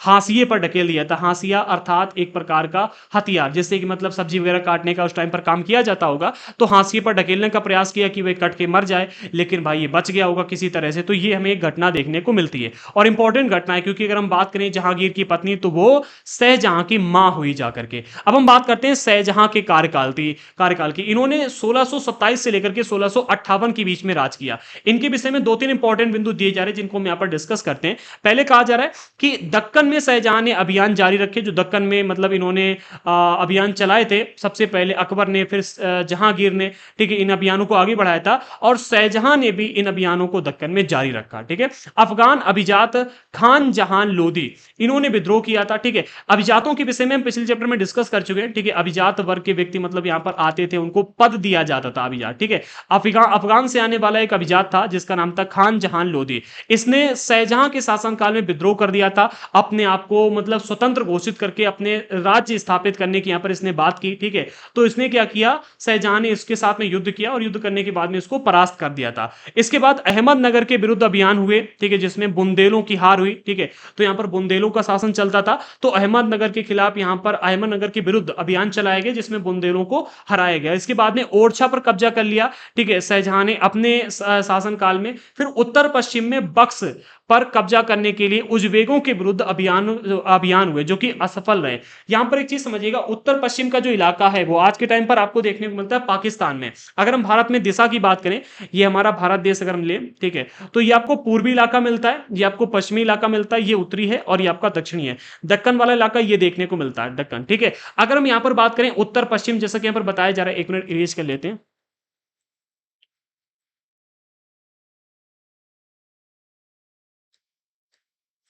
हाँ, अगर हम यहाँ पर बात करें, जैसा कि यहाँ पर कहा जा रहा है कि उत्तर पश्चिम में बक्स बल्ख पर कब्जा करने के लिए उज्बेकों के विरुद्ध अभियान हुए, तो ये वाला इलाका, ठीक है, इधर वाला, ठीक है। तो यहाँ पर इन्होंने जब अभियान चलाए, तो ये अभियान पूर्ण रूप से सफल नहीं हुए, यहाँ पर ये असफल रहे, यानी कि यहाँ पर इनकी हार हुई। फिर इसके परिणाम स्वरूप कांधार सफाविदों के हाथों में चला गया, जो सफाविद थे उनके हाथ में कांधार चला गया, कांधार के ऊपर से इनका नियंत्रण समाप्त हो गया। फिर आगे कहा जा रहा है 1632 में अंततः अहमदनगर को मुगलों के राज में मिला लिया गया। जो अहमदनगर यहां पर हमें देखने को मिलता है, यहां पर जो इन्होंने अभियान चलाए थे और इसके बाद में फिर बुंदेलों के ऊपर आक्रमण किया, यहां पर इनकी हार हुई थी। तो 1632 में आगे चलकर के इन्होंने इस अहमदनगर को अपने राज्य का हिस्सा बना लिया, अपने साम्राज्य में मिला लिया। आगे कहा जा रहा है कि और बीजापुर की सेनाओं ने सुलह के लिए निवेदन किया, ठीक है। तो बीजापुर की सेनाओं के पास में भी इन्होंने आक्रमण किया होगा, तो उनकी सेनाओं ने भी सुलह के लिए इनसे निवेदन किया और यहां पर मतलब एक प्रकार की संधि कर ली थी शाहजहां ने।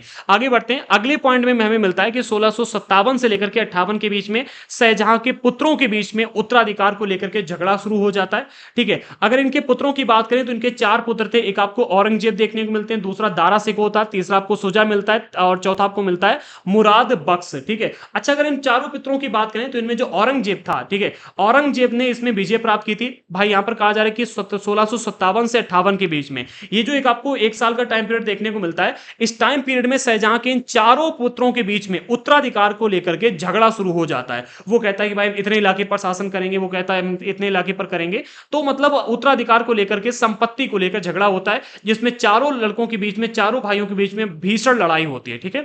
इस लड़ाई में जो औरंगजेब है, औरंगजेब ने की विजय होती है और इसमें दारा सिकोह, शुजा और मुराद, इन तीनों भाइयों की हत्या कर देता है, ठीक है। कौन? औरंगजेब। औरंगजेब अपने इन तीनों भाइयों को मौत के घाट उतार देता है। इसके बाद में जो शाहजहां था, ये शाहजहां, ठीक है, शाहजहां को उसकी शेष जिंदगी के लिए आगरा में कैद कर देता। अच्छा, यहीं पर अगर आप देखोगे तो सुधांशु त्रिवेदी जी जो हैं आपके, ठीक है, बीजेपी के प्रवक्ता हैं, ये कई बार एग्जांपल देते हैं, इनका मैंने कई बार वीडियो देखा। ये कहते हैं कि भाई एक हमारे हिंदुओं में श्री राम भगवान की परंपरा देखने को मिलती है कि भाई जब श्री राम भगवान को वनवास दिया गया, तो मतलब उनके जो छोटे भाई थे, ठीक है, भरत, उन्होंने राज्य न स्वीकार करते हुए उनकी खड़ाओं को राज सिंहासन पर बिठाया, ठीक है, और खुद भी उसी तरह से समय बिताया, ठीक है। मतलब देखो, श्री राम भगवान ने अपने छोटे भाई को राजा बनाने के के लिए वनवास स्वीकार किया और छोटे भाई ने अपने बड़े भाई को राजा ना बनते हुए देख करके खुद संन्यास ले लिया, ठीक है, और उनकी चरण पादुकाओं को शासन मतलब राजगद्दी पर रख करके उनके शासन को संभालने का काम किया। और लक्ष्मण जो थे वो श्री राम भगवान के साथ चले गए। यहां पर एग्जाम्पल देते हैं और कहते हैं कि औरंगजेब, एक आपको मुगलों में भी चार भाई देखने को मिलते हैं, औरंगजेब, ठीक है, तो औरंगजेब ने सत्ता पाने के लिए अपने चार भाइयों को मार दिया था, वहीं श्री राम भगवान ने 14 साल के वनवास पर चले गए थे। ये फर्क दिखाया जाता है, ठीक है, तो ये फर्क सच में है, वही ये चार भाई यही है और ये इतिहास आपको यहीं पर देखने को मिलता है। अच्छा, यहां पर एक और बात आपको देखने को मिलेगी, आजकल काफी पॉपुलर है कि कहा जाता है कि जो औरंगजेब का पिता था शाहजहां, ठीक है, शाहजहां को जब जेल में कैद कर दिया गया, ठीक है, तो जेल में कैद करने के बाद में पानी के लिए इनको तरसा दिया गया था, ठीक है, ये भी एक आपको घटना देखने को मिलती है कि शाहजहां को जब जेल में कैद कर दिया गया। अच्छा, इसे आप लिखना कहीं मत, ठीक है, और सही है कि नहीं है ये मुझे भी नहीं पता, क्योंकि लिखित रूप से मैंने इसको कहीं नहीं देखा है। ये मतलब सुधांशु त्रिवेदी जी ने कई बार कहा है कई जगहों पर, और कई मतलब लोगों ने इसका वर्णन किया है, बट ये लिखित रूप से मैंने आज तक कहीं पर पढ़ा नहीं है, तो मैं इसको ये नहीं कह सकता कि ये सही घटना है। घटना ऐसी देखने को मिलती है कि जो शाहजहां है, ठीक है, शाहजहां, इसको जब जेल में कैद कर दिया गया तो दिन में एक सुराही पानी दिया जाता था, ठीक है, इसने मतलब अपने बेटे से कहा कि भाई पानी बढ़ा दो, ठीक है, तो इसके बेटे ने पानी नहीं बढ़ाया। इसके बेटे ने कहा कि नहीं, तुम्हें डेली इतना ही पानी मिलेगा, और तब इसने कहा था कि भाई तुमसे अच्छे तो हिंदू लोग हैं जो अपने पूर्वजों के मरने के बाद भी पितरों को पानी देते हैं, और तुम हो कि जिंदा रहते रहते हमें पानी के लिए तरसा रहे हो, ठीक है, तो यहां पर ऐसा कहता है। इसका वर्णन कहीं पर मिलता होगा, बट अभी तक मैंने इसका पढ़ा नहीं है, सही है कि गलत है मुझे नहीं पता, बट चार भाइयों को मारने वाली जो बात कही गई थी ये बिल्कुल सही है, हमें यहां पर देखने को भी मिलती है। आगे बढ़ते हैं, अगला हमारा टॉपिक है औरंगजेब। औरंगजेब ने जो अपने चारों भाइयों को मार दिया, मारने के बाद में सत्ता पर बैठा, और इसका जो शासनकाल में देखने को मिलता है वो 1658 से लेकर के 1707 के बीच में देखने को मिलता है, ठीक है, और इनके शासनकाल में कई सारी घटनाएं घटी। तीन बिंदुओं में बहुत डिटेल में यहां पर इनके साम्राज्य की बात की गई, इनके शासनकाल की, आइए इसको भी देखते हैं। तो सबसे पहले बिंदु में कहा जा रहा है 1663 में उत्तर पूर्व में अहोमों की पराजय हुई, परंतु उन्होंने 1680 में पुनः विद्रोह कर दिया। देखो होता यह कि 1663 में, ठीक है, 1663 का जो टाइम पीरियड था, इस समय औरंगजेब ने अहोमों के राज्यों के ऊपर आक्रमण किया था, ठीक है, इनके ऊपर अपनी सेना भेजी थी, सैनिक अभियान यहां पर चलाए, तो यहां पर अहोम राजाओं के पराजय हो जाता है, ठीक है, जब पराजय होती है तो मतलब ये धीरे से शांत बैठ जाते हैं। इसके बाद में 1680 में पुनः विद्रोह कर देते हैं, ठीक है। उत्तर पश्चिम में यूसुफ जई और सिखों के विरुद्ध अभियानों को अस्थायी सफलता मिली। हाँ, देखो औरंगजेब ने कई सारे अभियान चलाए थे, जिसमें से अहोमों की सबसे पहले चर्चा की गई, फिर इसके बाद में उत्तर पश्चिमी इलाके में यूसुफ जई, इसके अलावा सिखों के विरुद्ध उन्होंने अभियान चलाए। इन अभियानों में इनको पूर्ण रूप से सफलता नहीं मिली, अस्थायी असफलता मिली थी, ठीक है, असफलता के साथ में ये वहां से वापस आ गए थे। इसके बाद में मारवाड़ में के राठौर राजपूतों ने मुगलों के खिलाफ विद्रोह कर दिया था। मारवाड़ जो इलाका आपको देखने को मिलता है या राजस्थान साइड में ये है, ठीक है, तो यहां के जो राजपूत शासक थे इन्होंने मुगलों के खिलाफ विद्रोह कर दिया, और इसका कारण था उनकी आंतरिक राजनीति में उत्तराधिकार के मामलों में मुगलों का हस्तक्षेप। मुगल जो थे वो क्या कर रहे थे, मारवाड़ के जो राठौर राजपूत थे इनके आंतरिक मामलों में, आंतरिक राजनीति मामलों में, जो कि उत्तराधिकार की बात आ रही थी कि किसको अगला शासक बनना चाहिए, किसको क्या पद मिलना चाहिए, इसमें मतलब दखलंदाजी दे रहे थे, कह रहे थे कि ना इसे शासक बनाओ उसे बनाओ, तो दखलंदाजी तब दे रहे थे, तो इन्होंने यहां पर क्या किया कि विद्रोह कर दिया, ठीक है। इसके बाद में मराठा सरदार शिवाजी के विरुद्ध मुगल अभियान प्रारंभ में सफल रहे, परंतु औरंगजेब ने, हाँ यहां पर होता ही है कि भाई इसके बाद ये मराठाओं के खिलाफ सैनिक अभियान चलाते हैं, शिवाजी के खिलाफ सैनिक अभियान चलाते हैं, जो कुछ हद तक यहां पर सफल भी रहते हैं, और शिवाजी को ये कैद भी कर लेते हैं, ठीक है। लेकिन होता ही है कि भाई इन्होंने शिवाजी का अपमान कर दिया, औरंगजेब ने शिवाजी का अपमान कर दिया, ठीक है, और जब इन्होंने शिवाजी का अपमान कर दिया तो शिवाजी आगरा में स्थित मुगल कैद खाने से भाग निकले, ठीक है। जब इनको मतलब युद्ध में हराया जाता है, ठीक है, शिवाजी के विरुद्ध जब मुगल अभियान चलाए गए तो इनकी हार होती है, इनको पकड़ लिया जाता है, पकड़ के जेल में कैद कर दिया जाता है, और जेल में इनका अपमान किया जाए, जैसे ही अपमान किया गया इसके बाद ये अपनी चाल चलते हैं, और चाल चलने के बाद में ये उस किले से भाग आते हैं, ठीक है, मुगल कैद खाने से भाग निकलते हैं। भाग निकलने के बाद उन्होंने अपने आप को स्वतंत्र शासक घोषित कर दिया, और स्वतंत्र शासक घोषित करने के बाद में मुगलों के खिलाफ कई सारे अभियान चलाए, पुनः अभियान चलाना शुरू कर दिया। अच्छा, शिवाजी ने जो यहां पर वहां से भाग निकलने के बाद में अभियान चलाए थे, इसके बाद इन्होंने अपनी एक मतलब अलग ही रणनीति अपना ली, ठीक है, एक बहुत ही अलग रणनीति के साथ में इन्होंने अभियान चलाया, जिनके बारे में अभी हम आगे डिस्कस करेंगे कि किस रणनीति के तहत यहां पर अब अभियान चलाने लगे थे। अगली जो हमारी अगला जो पॉइंट दिया जा रहा है उसमें बताया जा रहा है कि औरंगजेब, एक मिनट, हाँ, औरंगजेब का चौथा बेटा जिसका नाम था राजकुमार अकबर, ठीक है। देखो एक अकबर आपको देखने को मिलते हैं मतलब किसके, हुमायूं के बेटे, और एक अकबर आपको देखने को मिलते हैं औरंगजेब के बेटे, ठीक है। तो औरंगजेब का चौथा बेटा था जिसका नाम था राजकुमार अकबर, ठीक है। तो अकबर ने औरंगजेब के विरुद्ध विद्रोह किया था। इस विद्रोह का मुख्य कारण था औरंगजेब की नीतियां। औरंगजेब जिन नीतियों का उपयोग कर रहा था अपने साम्राज्य का विस्तार करने के लिए, अपने साम्राज्य के अंदर बैठे शासकों को दबाने के लिए, इन नीतियों की वजह से औरंगजेब के चौथे बेटे ने विद्रोह कर दिया था, ठीक है। अच्छा, इन नीतियों की वजह से क्या कहा जा रहा है, मुख्य कारण था औरंगजेब की नीतियों से विभिन्न राजपूत राजाओं का असंतोष, ठीक है। जो राजपूत शासक थे वो उनके अंदर असंतोष पैदा हो रहा था, और इसी को रोकने के लिए राजकुमार अकबर ने औरंगजेब के खिलाफ विद्रोह कर दिया, जिसमें उसे मराठों और दक्कन की सल्तनतों का सहयोग मिला। जो राजकुमार अकबर था, इसको मतलब जो अन्य विरोधी शासक थे उन्होंने समर्थन दिया। औरंगजेब ने अकबर के समर्थकों को तोड़ने और उन्हें कमजोर करने के लिए चालें चली। अच्छा, यहां पर क्या है ना कि जब घर का भेदी आपके साथ, घर का भेदी लंका ढाने लगता है, तो आपको राजनीति खेलनी चाहिए, ना कि लड़ाई लड़नी चाहिए, ठीक है। वही यहां पर इन्होंने किया। औरंगजेब ने क्या किया, अब यहां पर लड़ाई लड़ने की बजाय यहां पर चाल चली। इन्होंने क्या किया, जो इनके समर्थक थे, औरंगजेब ने अकबर के समर्थकों को तोड़ना शुरू किया, और तोड़ने के लिए, उन्हें कमजोर करने के लिए चालें चली। अंततः अकबर का विद्रोह असफल रहा। इन्होंने कई सारी चालें चली जिससे कि इनके जो सहायता कर्मी थे वो इनसे दूर जाने लगे, ठीक है। इनका समर्थन जो था वो धीरे धीरे कम होने लगा, और धीरे धीरे इनकी जब ताकत कम हो गई तो अकबर को यहां पर हार मिली, ठीक है। अकबर को हरा दिया गया। अच्छा, अकबर को जब यहां पर असफलता मिली तो उन्हें मजबूर होकर के ईरान भागना पड़ा। किसको, इनके पुत्र अकबर को, ठीक है। अकबर यहां से फिर ईरान की ओर भाग जाता है, और अपना शेष जीवन लगभग वहीं पर फिर बताता है। आगे अगले पॉइंट में यहां पर बात की जा रही है जो हमारे भारत के अन्य शासक थे उनके विषय में। तो अकबर ने विद्रोह के पश्चात अकबर के विद्रोह के पश्चात औरंगजेब ने दक्कन के शासकों के विरुद्ध सेनाएं भेजी, क्योंकि दक्कन के शासकों की अगर हम बात करें तो इन्होंने अकबर का समर्थन किया था, ठीक है। अब चूंकि इन्होंने अकबर का समर्थन किया था, इस वजह से जैसे ही इन्होंने अपने पुत्र को यहां से हरा करके भगाया, फिर इन्होंने अपने जो दक्कन के शासक थे, ठीक है, इन दक्कन के शासकों के विरुद्ध सेनाएं भेज दी। फिर 1865 में बीजापुर और 1867 में गोलकुंडा को मुगलों ने अपने राज्य में मिला लिया। धीरे धीरे इन इलाकों के ऊपर आक्रमण किया और इनको अपने राज्य में मिला लिया। फिर 1658 में औरंगजेब ने दक्कन में मराठों, जो कि छापा मार पद्धति का उपयोग कर रहे थे। छापा मार पद्धति कैसी थी इसको समझ लो। ये क्या करते थे, औरंगजेब की सेना से डायरेक्ट मुकाबला नहीं करते थे। ऐसा नहीं करते थे कि आ जाओ तुम भी मैदान में हम भी मैदान में, नहीं।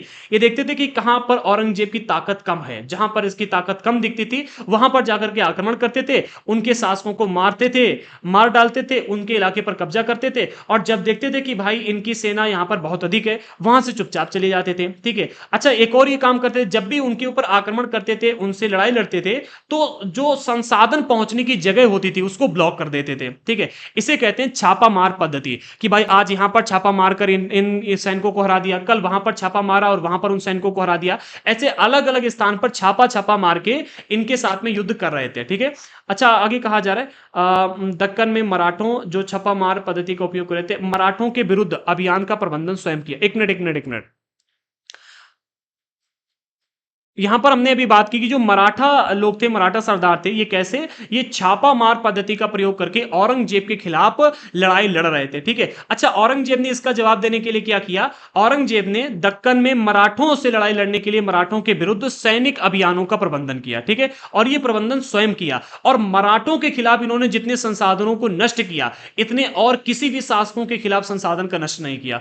इतनी अधिक मतलब उस मराठों ने इनकी क्षति की थी कि भाई इनके आगे आने वाले जो शासक थे, इनकी संतान जो आगे चल करके राजा बनी, उसके पास में और अधिक सैन्य अभियान चलाने के लिए संसाधन ही नहीं बचे।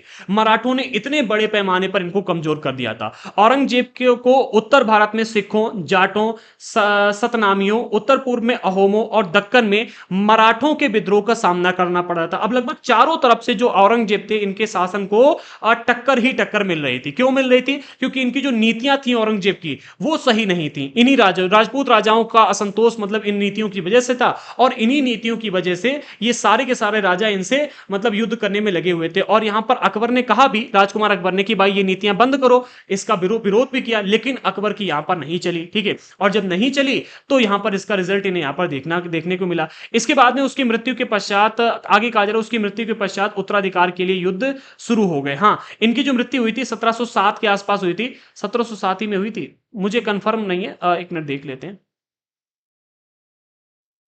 हाँ, मैंने देख लिया। देखो इनकी जो मृत्यु हुई थी वो मार्च 1707 में हुई थी, ठीक है? और जैसे इनकी मृत्यु होती है तो मृत्यु के बाद में मृत्यु के पश्चात उत्तराधिकार के लिए युद्ध शुरू हो गए। इनके जो बेटे थे वो आपस में लड़ने लगे और धीरे-धीरे यहीं से फिर इनके साम्राज्य का पतन शुरू हो गया, क्योंकि अगर आप देखोगे तो ऑलरेडी सिख, जाट, सतनामी, इसके अलावा अहोम और दक्कन के मराठा, ये सब इनके साम्राज्य को समाप्त करने में लगे हुए थे, ठीक है? और ऊपर से हो जाती औरंगजेब की मृत्यु। जब औरंगजेब की मृत्यु हो जाती है तो इसके बाद में इनको संभालने वाला कोई शक्तिशाली शासक रह नहीं गया, ठीक है? और भाई इनके अंदर जो मतलब इनके उत्तराधिकारी थे वो आपस में लड़ने लगे कि हम राजा बनेंगे, हम राजा बनेंगे, हम राजा बनेंगे। अबे भाई पहले ये तो देख लेते कि तुम्हें हराने के लिए ऑलरेडी कई सारे लोग बैठे हैं, तुम राजा बन भी जाओगे तो सत्ता संभाल पाओगे या नहीं, ठीक है? लेकिन यहां पर जैसे औरंगजेब की मृत्यु होती है, इसके बाद में उत्तराधिकार के लिए युद्ध शुरू हो जाते हैं और इनके साम्राज्य का पतन भी यहीं से शुरू हो जाता है। इसीलिए कहा जाता है कि औरंगजेब के समय तक जो मुगल साम्राज्य इसका विस्तार होता रहा और उसके बाद में इनका जो साम्राज्य था उसका पतन होने लगा। ये हमने डिस्कस कर ही लिया है। अब हमारा अगला टॉपिक है मुगलों के अन्य शासकों के साथ में संबंध कैसे थे, ये भी समझ लेते हैं, ठीक है? तो पहले पॉइंट में पर कहा जा रहा है मुगलों ने उन शासकों के विरुद्ध अभियान चलाए, अभियान किए जिन्होंने उनकी सत्ता स्वीकार नहीं की, यानी कि जिन शासकों ने इन मुगल शासकों की सत्ता को स्वीकार नहीं किया, मुगल शासकों की सत्ता को जिन भी राजाओं ने स्वीकार नहीं किया, उन सभी के खिलाफ इन्होंने अभियान चलाया। जिनके भी विषय में अभी हमने डिस्कस किया वो सारे के सारे ऐसे ही शासक थे। जो शासक इनके आगे झुक गए उनको मतलब वैसा ही रहने दिया, ठीक है? उनसे मतलब कर वगैरह लेते होंगे कि भाई अपने इलाके से हमें कर दो, संधि वगैरह कर लेते होंगे, और बाकी जिन्होंने इनके आगे झुकना स्वीकार नहीं किया उनके खिलाफ इन्होंने अभियान चलाया। आगे जब मुगल शक्तिशाली हो गए तो अन्य कई शासकों ने स्वेच्छा से अपनी सत्ता, उनकी सत्ता को स्वीकार कर लिया, मतलब इनको भारत का अखंड भारतीय उपमहाद्वीप के शासक के रूप में मान्यता दे दी और एक कि भाई तुम्हारे अधीन रह करके अपने शासन को चलाएंगे। जैसे कि राजपूतों की अगर बात करें तो राजपूत भी इनमें से एक थे। कई सारे राजपूत शासकों ने ऐसा किया था। कहा जा रहा है अनेकों ने मुगल घराने में अपनी पुत्रियों के विवाह करके उच्च पद प्राप्त किए, परंतु कईयों ने विरोध भी किया। कई सारे राजपूत राजा ऐसे भी आपको देखने को मिलेंगे जिन्होंने अपनी बेटियों की शादी मुगल घरानों में कर दी और अपनी बेटी की शादी मुगल घराने में करने के बाद में शासन में ऊंचे ऊंचे पद प्राप्त कर लिए, ठीक है? और कई सारे शासक ऐसे भी देखने को मिलते हैं जिन्होंने मुगलों का विरोध भी किया, ठीक है? जिनके बारे में भी हमने यहां पर डिस्कस भी कर लिया। अभी अच्छा इसके एग्जांपल भी दिए जा रहे हैं जिनको भी हम यहां पर देखेंगे। अगले बिंदु में कहा जा रहा है मेवाड़ के सिसोदिया राजपूत लंबे समय तक इनकार करते रहे, परंतु जब वे हारे तो मुगलों ने उनके साथ में सम्माननीय व्यवहार किया और उन्हें उनकी जागीर अर्थात उनका जो वतन था, उनका जो राज्य था वो वापस कर दिया, वतन जागीर के रूप में वापस कर दिया, ठीक है? आगे पराजित करने परंतु अपमानित ना करने के बीच सावधानी से बनाए गए संतुलन की वजह से मुगल भारत के अनेक शासकों और सरदारों पर अपना प्रभाव बढ़ा सके। अब हम यहां पर अगर देखें तो जैसे शिवाजी के साथ में इन्होंने अपमानित व्यवहार किया था, ठीक है? अगर शिवाजी जो जब गए थे, ठीक है, तो अगर शिवाजी के साथ में अगर अपमाननीय व्यवहार ना किया जाता, सम्मान दिया जाता, ठीक है, और उनको मनाया जाता कि तुम हमारे साम्राज्य के अंतर्गत आकर के रहो, तो शिवाजी एक बार के लिए मान जाते। लेकिन शिवाजी का वहां जो अपमान किया गया, अपमान की वजह से शिवाजी जेल से भागे और भागने के बाद में फिर कभी भी शिवाजी ने समर्पण की नहीं बात सुनी और इनके खिलाफ कई सारे युद्ध किए थे, ठीक है? तो वो यहां पर मतलब जब तक ये मुगलों ने मतलब दूसरों को हराया और हराने के बाद उनके साथ में सम्माननीय व्यवहार करते रहे, ठीक है? ये जब तक ऐसा करते रहे तब तक जो शासक थे उनके ऊपर इनका प्रभाव बना रहा और वो इनकी सत्ता को स्वीकार भी करते रहे। अनेक शासकों और सरदारों ने अपना प्रभाव बढ़ा लिया था, परंतु इस संतुलन को हमेशा बरकरार रखना कठिन था। जब शिवाजी मुगल सत्ता स्वीकार करने के लिए आए तो औरंगजेब ने उनका अपमान कर दिया और औरंगजेब ने जब उनका अपमान किया तो भैया अपमान का बदला तो भैया हमारे यहां पर अपमान से ही लिया जाता है। फिर वहां से भाग निकले और भागने के बजाय कहते हैं ना कि ठुकरा के मेरा प्यार मेरा इंतकाम देखेगी, ठीक है? तो भैया यहां पर शिवाजी जब समर्पण करने सत्ता को स्वीकार करने के लिए गए तो ठुकरा के मेरे स्वीकार, ठीक है, इसके लिए क्या कहा जाएगा? ठुकरा के मेरा समर्पण मेरा इंतकाम देखेगा, ठीक है? तो औरंगजेब ने फिर इनका इंतकाम देखा और इंतकाम ऐसा रहा कि औरंगजेब की सत्ता ही धीरे धीरे धूमिल होती चली गई। अगला पॉइंट है मनसबदार और जागीरदार। ये हमारा अगला इंपॉर्टेंट टॉपिक है। इसके बाद में हम डिस्कस करेंगे अगला टॉपिक जो है हमारा जब्त और जमींदारी, ठीक है, जमींदार। फिर अकबरनामा आईने अकबरी है, अकबर की नीतियां हैं, फिर अकबर की धार्मिक नीतियां किस तरह की रही, फिर 17वीं सदी में और उसके पश्चात मुगल साम्राज्य का शासन कैसे रहा। ये हमारा आज के टॉपिक और अधिक है, ठीक है? तो हम बात करते हैं मनसबदार और जागीरदारी, इसे ये क्या थी, ठीक है? तो इसके विषय में सबसे पहले बिंदु में कहा जा रहा है जैसे जैसे साम्राज्य में विभिन्न क्षेत्र सम्मिलित होते गए। अब जैसे जैसे साम्राज्य यानी कि अर्थ यहां पर है कि सात राज्य बढ़ता गया, विस्तार होता गया, वैसे वैसे मुगलों ने तरह तरह के सामाजिक समूहों के सदस्यों को प्रशासन में नियुक्त करना आरंभ कर दिया। जैसे जैसे साम्राज्य का विस्तार हुआ, ठीक है, तो प्रशासन में उसी तरह से इन्होंने कई सारे लोगों को जोड़ना भी शुरू कर दिया, अलग अलग समूह के सदस्यों को जोड़ना शुरू कर दिया। शुरू में ज्यादातर जो सदस्य सरदार होते थे वो तुर्की से आने वाले तुरानी लोग होते थे, लेकिन अब इनके साथ साथ उन्होंने शासक वर्ग में ईरानियों, भारतीयों, मुसलमानों, अफगानों, राजपूतों, मराठाओं और अन्य समूहों को भी सम्मिलित कर लिया। अभी हमने यहां पर पढ़ा था कि भाई जैसे कि हमारे यहां पर जो राजपूत शासक थे, जिन राजपूत शासकों ने इनके आगे समर्पण कर दिया, उनके साथ में इन्होंने सम्माननीय व्यवहार किया, उनकी जागीरें लौटा दी और उन्होंने क्या किया यहां पर अभी यहां पर दिया गया था, हाँ मतलब ऊंचे ऊंचे पद दिए गए थे, यहां पर ही बताया, मैं मुझे ध्यान नहीं आ रहा कहां पर था ये टॉपिक, ठीक है, स्वीकार नहीं की,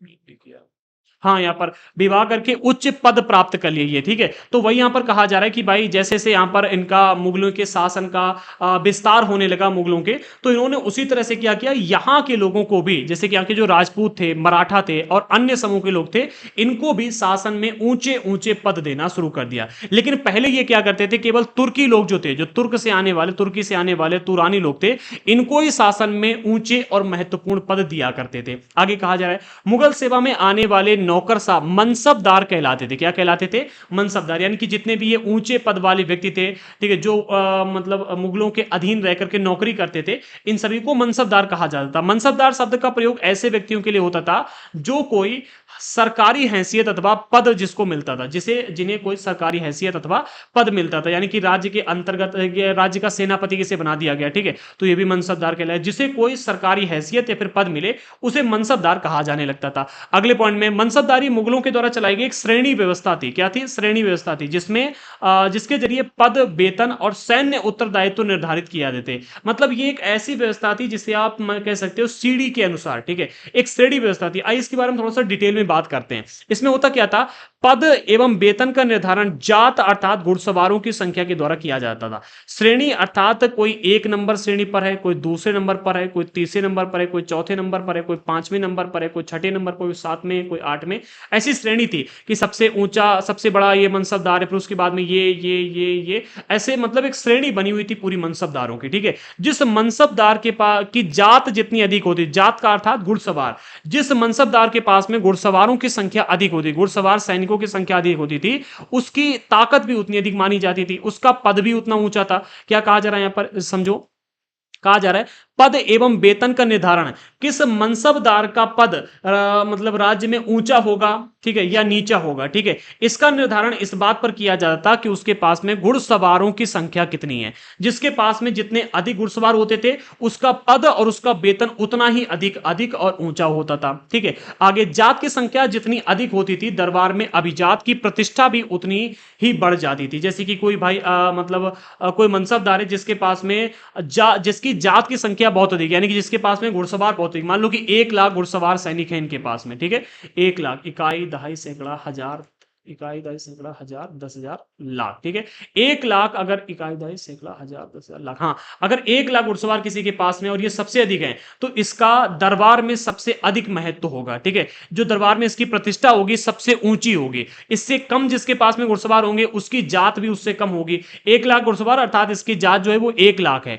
अगर 10,000 घुड़सवार हैं, ठीक है, 10,000 घुड़सवार हैं, तो इसकी जात जो है 10,000 मानी जाएगी। जितने घुड़सवार उतनी इसकी जात होती थी, और जिसकी जात जितनी अधिक उसके दरबार में वैल्यू भी उतनी अधिक। कहते हैं ना कि भाई जो जितने अच्छी रैंक लेकर के आएगा उसकी पॉपुलैरिटी उतनी बढ़ेगी। तो वही चीज यहां पर थी। आगे कहा जा रहा है जो सैन्य उत्तरदायित्व तो मनसबदारों को सौंपे जाते थे, उन्हीं के अनुसार उन्हें घुड़सवार रखने पड़ते थे। भाई अगर कोई मनसबदार बहुत अधिक मतलब प्रभावशाली है, जिसको बहुत बड़े इलाके पर सैनिक अभियान चलाने के लिए कहा जा रहा है, तो उसके पास में घुड़सवारों की संख्या भी अधिक होनी चाहिए। यानी कि जैसा इनको सैन्य उत्तरदायित्व दिया जाता था, ठीक है, उसी के अनुसार इनसे कहा जाता कि आप घुड़सवार रखो, ठीक है। ऐसा नहीं कि आपके पास में बहुत कम इलाका है और आप बहुत अधिक सेना रखे हुए हैं, तो ऐसा नहीं यहां पर कर सकते थे। मनसबदार अपना वेतन राजस्व एकत्रित करने वाली भूमि के रूप में पाते थे। यानी कि यहां पर भी उसी तरह की व्यवस्था थी जैसा कि हमने दिल्ली सल्तनत में पढ़ा था, ठीक है, कि यहां पर भी मनसबदार जो थे वो अपना वेतन राजस्व एकत्रित करने वाली भूमि से पाते थे, जिन्हें जागीर कहा जाता था। और कहते थे,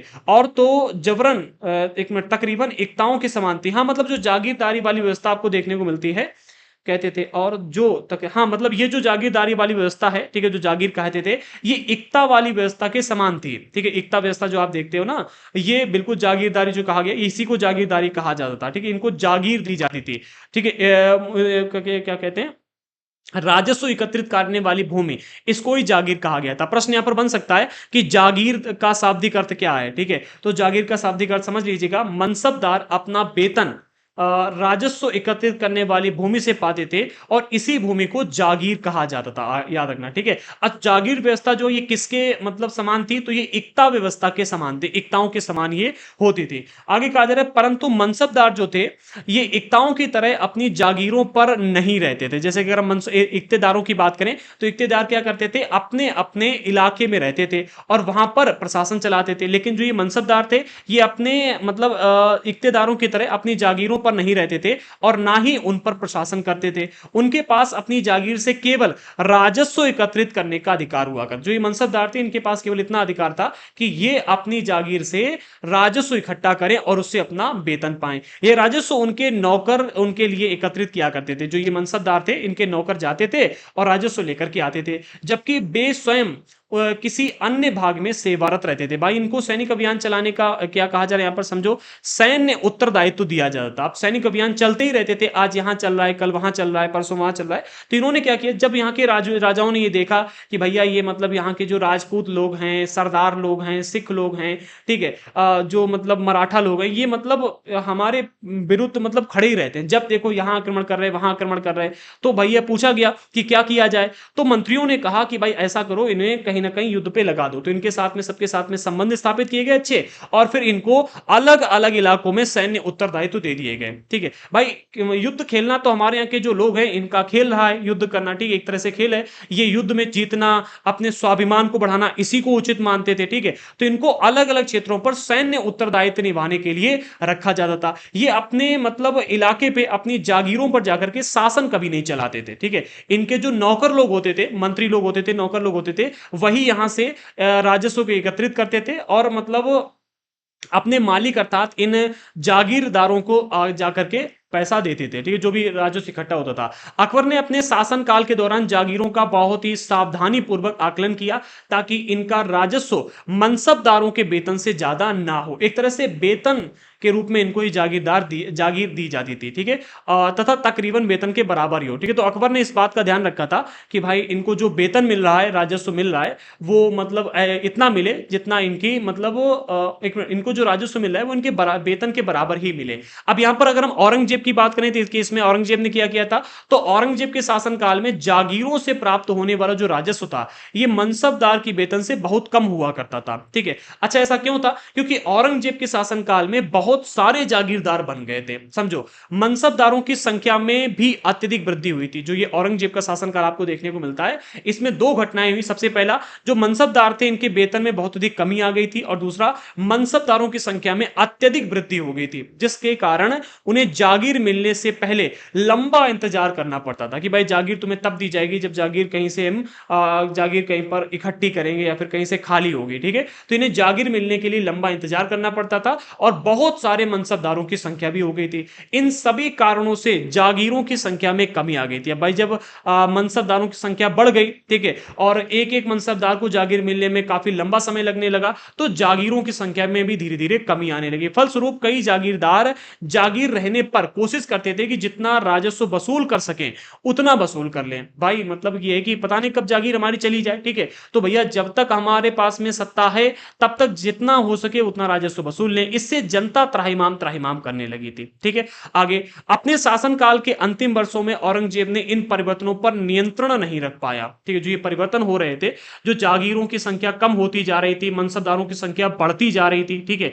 और ये बूढ़ा होता जा रहा था। इनके मतलब इसके अलावा जो इसके बेटे थे वो आपस में लड़ रहे थे कि हम राजा बनेंगे, हम राजा बनेंगे सत्ता संभालने की जगह पर। ठीक है, तो क्या हुआ, मतलब पूरा का पूरा खेल बदल गया यहां पर, और ये इन परिवर्तनों के ऊपर नियंत्रण नहीं कर पाया। इस कारण किसानों को अत्यधिक मुसीबतों का सामना करना पड़ता था। अब जब किसानों को अत्यधिक मुसीबतों का सामना करना पड़ता था तो औरंगजेब के विरुद्ध में जो शासक खड़े थे किसान भी उनका समर्थन करने लगे थे। और इसी वजह से अगर हम कहें तो यहां पर औरंगजेब का जो शासन है वो धीरे धीरे से डगमगाने लगा था। ठीक है, आज का ये चैप्टर काफी बड़ा है। अगला हमारा टॉपिक है जब्त और जमींदार, इसको भी समझो, काफी इंपॉर्टेंट ये भी, इसके ऊपर प्रश्न आ सकता है। अगला जो ये हमारी हेडिंग है वो है जब्त और जमींदार। पहले बिंदु में यहां पर कहा जा रहा है मुगलों की आमदनी का प्रमुख साधन किसानों की उपज से मिलने वाला राजस्व था। भाई उस समय हमारी फैक्ट्रियां कंपनियां तो थी नहीं, ना ही शेयर मार्केट थी और ना ही लोगों को सैलरी मिलती थी जिसके ऊपर आप 30% टैक्स लगा सको। ठीक है, तो ऐसा तो पहले था नहीं। पहले क्या था, जो राजा महाराजा हुआ करते थे इनकी आमदनी का प्रमुख स्रोत किसान की उपज से मिलने वाला राजस्व ही था। अधिकतर स्थानों पर किसान गांव के मुखिया या स्थानीय सरदारों के माध्यम से राजस्व देते थे। यानी अधिकतर स्थानों पर अगर आप देखोगे जो किसान हुआ करते थे ये अपने गांव के मुखिया या फिर स्थानीय जमींदार के माध्यम से राजस्व देने का काम करते थे। समस्त मध्यस्थों के लिए, चाहे वे ग्राम का मुखिया हो या फिर शक्तिशाली सरदार हो या फिर सरदार हो, मुगल जमींदार शब्द का प्रयोग कहने का अर्थ यह है कि भाई जो भी लोग राजस्व वसूल करके लाते थे, ठीक है, चाहे वो गांव का मुखिया हो या फिर स्थानीय सरदार हो, इन दोनों लोगों के लिए जो मुगल थे वो जमींदार शब्द का प्रयोग करते थे कि जमींदार हैं क्योंकि ये राजस्व वसूल के ला रहे हैं। अगले पॉइंट में कहा जा रहा है अकबर के राजस्व मंत्री थे जिनका नाम था टोडरमल। ठीक है, इनके बारे में कई बार मतलब प्रश्न आ जाता है टोडरमल। ठीक है, तो इन्होंने 10 साल 1517 से लेकर के 80 के कालावधि के लिए कृषि की पैदावार, कीमतों और कृषि भूमि का सावधानी पूर्वक सर्वेक्षण किया। ये देखा कि भाई जमीन कैसी है, कितना पैदावार हो रहा है, कीमतें कैसी हैं, इन सभी का निरीक्षण करने के बाद में इन आंकड़ों के आधार पर पहले निरीक्षण किया, सर्वेक्षण किया और जो आंकड़े निकले उनके आधार पर प्रत्येक फसल पर नकद के रूप में कर अर्थात राजस्व निश्चित कर दिया गया था कि भाई इतना आपको टैक्स देना पड़ेगा, इस फसल के ऊपर इतना, यहां से इतना और यहां से इतना, अलग अलग क्षेत्र पर अलग अलग फसल, भाई अलग अलग इलाके हैं। अब भाई बंजर भूमि से उतना अधिक उत्पादन नहीं होता था तो वहां पर अलग राजस्व था अगर आपको खेती करनी है, और जो अच्छी भूमि होती थी वहां पर अलग राजस्व होता था। तो पहले इनका सर्वेक्षण किया गया और सर्वेक्षण करने के बाद में जो आंकड़े पता चले उसके आधार पर कर तय कर दिया गया। प्रत्येक राज्य को राजस्व मंडलों में बांट दिया गया था। भाई जितने भी राज्य प्रांत हुआ करते थे, पहले आपको याद रखना आज के टाइम पर हमारा देश जो है वो राज्यों में बटा हुआ है, पहले प्रांतों में बटा हुआ था। ठीक है, तो प्रत्येक प्रांत को राजस्व मंडल में बांट दिया गया और हर फसल की राजस्व दर की अलग अलग सूची बनाई गई कि भाई ये जो प्रांत है, जो प्रांत थे प्रत्येक प्रांत को राजस्व मंडल, जैसे आज के टाइम पर हम देखते हैं पहले देश है, फिर आपका राज्य है, फिर जिले देखने को मिलते हैं। ठीक है, तो पहले यहां पर हुआ करता था संपूर्ण साम्राज्य, साम्राज्य के बाद में आपको प्रांत देखने को मिल रहे थे और प्रांत के अंदर राजस्व मंडल थे। ठीक है,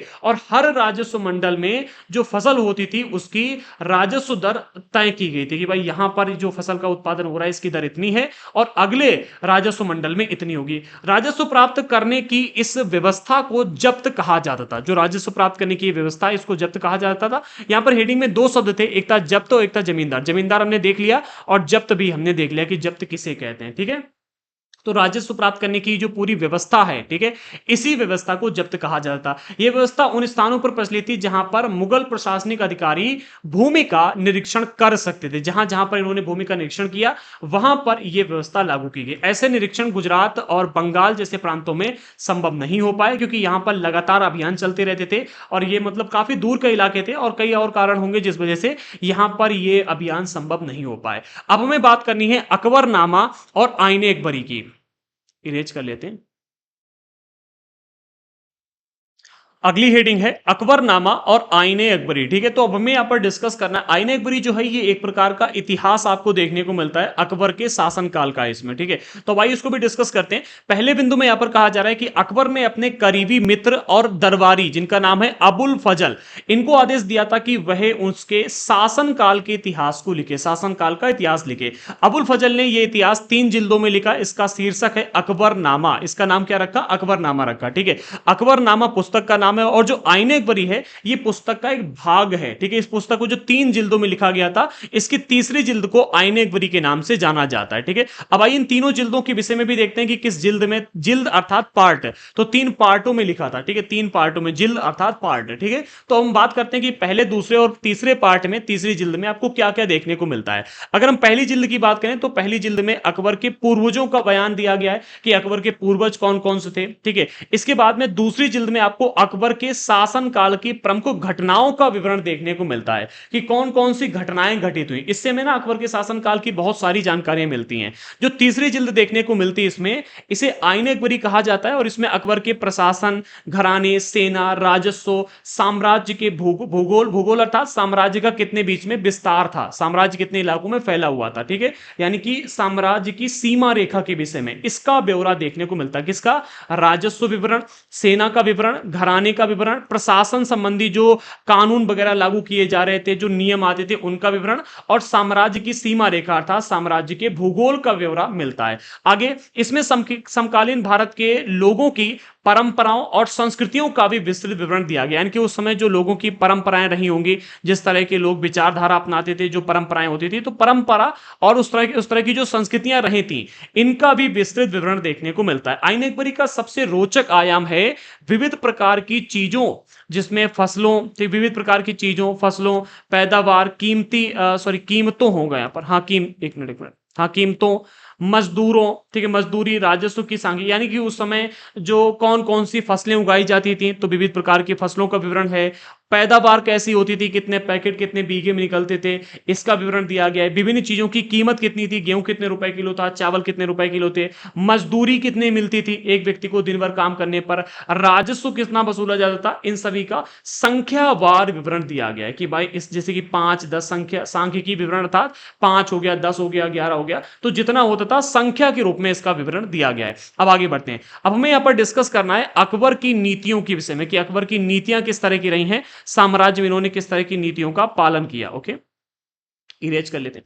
हाँ, तो अकबर की नीतियां, नजदीक से एक नगर। पहले बिंदु में कहा जा रहा है प्रशासन के प्रमुख लक्षणों को अकबर ने निर्धारित किया था। इसका विस्तृत विवरण हमें अबुल फजल के अकबरनामा, विशेषकर आईने अकबरी में मिलता है। आईने अकबरी की तीसरी जिल्द में अकबर के प्रशासन संबंधी भी ब्यौरा देखने को मिलता है। तो वही यहां पर कहा जा रहा है प्रशासन के जो प्रमुख अभिलक्षण थे, इनको मुख्य रूप से अकबर ने ही निर्धारित किया था कि यहां पर यह कार्य होगा, वहां पर इस तरह की घटनाएं घटित होंगी, जो भी होता था अकबर ने स्वयं निर्धारित किया था। और इसका विस्तृत विवरण जो है हमें अकबरनामा की आईने अकबरी में देखने को मिलता है। अबुल फजल के अनुसार साम्राज्य कई प्रांतों में बटा हुआ था। जो साम्राज्य था वो कई, जैसे आज के टाइम पर हम देखते हैं, ठीक है, तो साम्राज्य कई प्रांतों में बटा हुआ था। अकबर के शासनकाल की हम बात कर रहे हैं, अभी हम इससे पहले भी इस टॉपिक को डिस्कस कर चुके हैं, लेकिन अकबर के शासनकाल में विशेष रूप से जो साम्राज्य था वो कई प्रांतों में बटा हुआ था और इन प्रांतों को सूबा कहा जाता था। उस समय क्या कहते थे? सूबा कहते थे। याद रखना, प्रश्न आएगा कि अकबर के शासनकाल में सूबा किसे कहा जाता था? सूबा प्रांतों को कहा जाता था। सूबों के जो प्रशासक हुए करते थे इनको सूबेदार कहते थे। क्या कहा जाता था? सूबेदार।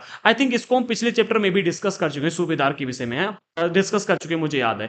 अगर आप लोगों को याद है तो बताइएगा कि हमने कहां पर टॉपिक ये डिस्कस किया था। आगे, जो राजनीतिक तथा सैनिक दोनों प्रकार के कार्यों का निर्वहन करते थे। भाई पूरे सूबे को संभालते थे, पूरे साम्राज्य को संभालने का काम तो अकबर करते थे, लेकिन अकबर ने अपने साम्राज्य के जो अलग अलग प्रांत थे वहां पर सूबेदारों को बिठा करके रखा हुआ था। इनके पास में राजनीतिक और सैनिक दोनों ताकत हुआ करती थी और ये पूरे सूबे को नियंत्रित करने का कार्य करते थे। आगे अगले पॉइंट में, प्रत्येक प्रांत का एक वित्तीय अधिकारी भी होता था जो कि दीवान कहलाता था। इसे क्या कहा जाता था? दीवान। ठीक है, और कानून और व्यवस्था बनाए रखने में के लिए सूबेदार को अन्य अफसरों का सहयोग भी प्राप्त था। यानी जो सूबेदार था वो अकेला नहीं था। ऐसा तो मतलब होता ही, आज के टाइम पर अगर हम देखें तो देश के प्रधानमंत्री हमारे अलग हैं और देश में जो अलग अलग राज्य हैं उनके मुख्यमंत्री, और अलग अलग राज्य के मुख्यमंत्रियों के पास में भी कई सारे मंत्री अधिकारी होते हैं। तो इसी तरह से पहले जो सूबेदार हुआ करते थे, इनकी सहायता करने के लिए, यहाँ पर कानून व्यवस्था बनाए रखने के लिए सूबेदारों को अन्य अफसरों का भी सहयोग प्राप्त होता। जैसे कि एक होते थे बख्शी, जो कि सैनिक वेतनाधिकारी होते थे। ठीक है, बख्शी जिसे सैनिक वेतनाधिकारी कहा जाता था। फिर सदर आते हैं जो कि धार्मिक और धर्मार्थ किए जाने वाले कार्यों का मंत्री था। ठीक है, धर्म का मंत्री था जिसे सदर कहा जाता था। फिर आपको मिलते हैं फौजदार, सेना नायक हुआ करते थे। फिर कोतवाल जो कि नगर का पुलिस अधिकारी हुआ करता था। तो ये अलग अलग प्रकार के सरकारी अफसर थे जो कि सूबेदार को पूरे के पूरे सूबा संभालने में सहायता करते थे। अब अकबर की धार्मिक नीतियों की बात कर लेते हैं। फिर हमारा अगला टॉपिक 17वीं शताब्दी में और उसके पश्चात मुगल साम्राज्य का किस तरह से मतलब विस्तार हुआ और इसका मतलब पतन कैसे हुआ, वो यहां पर डिस्कस करना है। अगली हेडिंग है अकबर की धार्मिक नीतियां। अब हमें यहां पर अकबर के द्वारा धर्म के क्षेत्र में जो नीतियां बनाई गई, जिनका उपयोग किया गया, उनके बारे में डिस्कस करना है। अकबर एक ऐसा व्यक्ति आपको देखने को मिलता है जिसने सभी धर्मों को सम्मान दिया था और सभी धर्मों के विषय में अपना आदर भी व्यक्त किया था। भाई इसके विषय में भी डिस्कस करते हैं। तो सबसे पहले बिंदु में कहा जा रहा है 1570 में जब अकबर फतेहपुर सीकरी में था। कहां पर था? फतेहपुर सीकरी में। तब उसने क्या किया कि रोमन कैथोलिक चर्च के पादरियों, जरथुस्त्र धर्म के अनुयायियों, उलेमाओं और ब्राह्मणों के साथ में धर्म के मामले पर चर्चा शुरू कर दी। कहां पर? फतेहपुर सीकरी में। 1870 का टाइम पीरियड है। तब इसने क्या किया, विभिन्न धर्म के जो लोग थे उनको बुलाया, जैसे कि पादरियों को बुलाया, जो जरथुस्त्र धर्म के अनुयायी थे इनको बुलाया, ठीक है। इसके अलावा इस्लाम धर्म के उलेमा लोगों को बुलाया, हिंदू धर्म के ब्राह्मणों को बुलाया और बुलाने के बाद में चर्चाएं की। ये चर्चाएं जो जहां की गई थी उसे इबादत खाना कहा गया, ठीक है। इबादत खाने में इन चर्चाओं को किया गया। इन्हीं विचार विमर्शों से अकबर की समझ बनी, जो कि हाँ, जब यहां पर अकबर ने विचार विमर्श किए विभिन्न धर्मों के ऊपर, इन सभी लोगों से चर्चाएं की, इनके धर्म ग्रंथों के विषय में पढ़ा, बहुत लंबी चर्चा चली थी। सभी धर्म के अनुयायियों को अपनी अपनी बात रखने का मौका दिया गया था, अपने धर्म के विषय में बताने का मौका दिया गया था और काफी लंबी चर्चा यहां पर चली। जब ये चर्चा चली तो इन विचार विमर्शों से, यहां पर जो विचार विमर्श हुए, इनसे अकबर की समझ बनी कि जो विद्वान धार्मिक रीति रिवाज और मतांधता पर बल देते हैं वे अक्सर कट्टर होते हैं। धार्मिक रीति रिवाज आप सभी जानते हो कि भाई हमारे धर्म में ये रीतियां हैं, ये रिवाज हैं, ठीक है। मतांधता की अगर बात की जाए तो मतांधता की यहां पर डेफिनेशन दी गई है। मतांधता का अर्थ होता है ऐसी व्याख्या, यानी कि अपने धर्म की ऐसी व्याख्या या फिर कथन जिसे अधिकारपूर्ण कहकर के यह आशा की जाए कि उस पर बिना कोई प्रश्न उठाए उसे स्वीकार कर लिया जाए। अगर हर धर्म के व्यक्ति क्या करते थे? मतांधता पर बल देते थे, यानी कि अपने धर्म की ऐसी व्याख्या देते थे जिसके ऊपर मतलब जो कि ऐसी व्याख्या फिर ऐसे कथन कहते थे, ऐसी बातें कहते थे जिसके ऊपर मतलब जिसे अधिकारपूर्ण कह करके कि भैया आप अगर हिंदू धर्म से हो तो आपके अधिकार क्षेत्र में ऐसा आता है, आप इस्लाम में से हो तो आपको इस्लाम जो है आपको इस बात का अधिकार देता है या फिर आपको इस बात की आजादी देता है। जैसे कि हम कहें यहां पर तो इस्लाम में आजादी दी गई है कि आप मांस मछली जो चाहो खा सकते हो, ठीक है, और हिंदू धर्म में इसका अधिकार नहीं दिया गया। तो अधिकारपूर्ण कह करके कि भाई हमारे धर्म में इस बात का अधिकार दिया गया, हमारे धर्म में 4 शादियां करने का अधिकार दिया गया, हमारे धर्म में बाल विवाह करने का अधिकार दिया गया, हमारे धर्म में ये मतलब काम करने का अधिकार दिया गया, ठीक है। तो ऐसी व्याख्या या कथन जिसे अधिकारपूर्ण कह करके ये आशा की जाए कि उस पर बिना कोई प्रश्न उठाए, जो विभिन्न धर्म के धार्मिक विद्वान लोग थे वो क्या कहते थे? मतांधता पर बल देते थे, ठीक है। और इसका अर्थ क्या था कि भाई जो व्याख्या हम कर रहे हैं उसके ऊपर बिना कोई प्रश्न उठाए उसे स्वीकार करो, ठीक है। तो मतांधता पर लोग बल देते थे। उनकी शिक्षाएं प्रजा के बीच में विभाजन और असमंजस्य पैदा करती थी। अच्छा, इस चीज को थोड़ा सा बारीकी से समझो। अकबर की समझ ये बनी कि अगर हम विभिन्न धर्म के अनुयायियों को देखें तो ये लोग क्या करते हैं कि अपने धार्मिक रीति रिवाजों और मतांधता पर बल देते हैं, ठीक है। और इससे क्या है कि प्रजा के बीच में विभाजन पैदा होता है, विभाजन और असमंजस्य पैदा होता है। भाई हिंदू धर्म के जो अनुयायी हैं या फिर विद्वान हैं वो अपनी बात कहते हैं और इस्लाम धर्म वाले अपनी बात कहते हैं। इससे क्या है कि जो हिंदू प्रजा है और मुस्लिम प्रजा है उसके बीच में असमंजस्य पैदा होने लगता है, विभाजन पैदा होने लगता है। यही अनुभव अकबर को सुलह ए कुल या फिर कहें कि सर्वत्र शांति के विचार की ओर ले गया। ये जो विचारधारा थी यही, ठीक है। अच्छा, इस विचारधारा में था क्या, थोड़ा सा इसको हम बहुत बारीकी समझते हैं। अच्छा, यहां पर हुआ कि अकबर ने जब ये सुलह ए कुल और इनकी जो इनको विचारधारा आई, इसमें इन्होंने क्या किया, सभी के साथ में शांति और सार्वभौमिक सहिष्णुता, जहां पर सहिष्णुता शब्द का प्रयोग किया जा रहा है तो सार्वभौमिक सहिष्णुता की धारणा विभिन्न धर्मों के अनुयायियों में अंतर नहीं करती है। इन्होंने क्या किया कि सभी धर्मों को समान कर दिया। अकबर ने सभी धर्मों को समान और सम्मान दिया। सभी धर्मों की एक तो समान कर दिया, हिंदू मुस्लिम सिख ईसाई सभी समानता से रहो, और सभी को बराबर का सम्मान दिया। इसके अलावा धार्मिक भेदभाव को समाप्त कर दिया और उन्होंने अपने दरबार में सभी धर्मों, जितने भी विभिन्न प्रकार के धर्म थे, तो विभिन्न धर्मों के लोगों को ऊंचे पदों पर नियुक्त किया और उनके विचारों को भी महत्व दिया, जो भी विचार थे। इसके बाद में एक चीज और थी जो कि मतलब एनसीईआरटी में जिसका डिटेल नहीं दिया गया, अकबर ने विभिन्न धर्मों के अच्छे तत्वों को उठाया और उन सभी अच्छे अच्छे तत्वों को मिलाकर के एक नया धर्म बनाया जिसे दीन ए इलाही कहा गया। क्या कहा गया?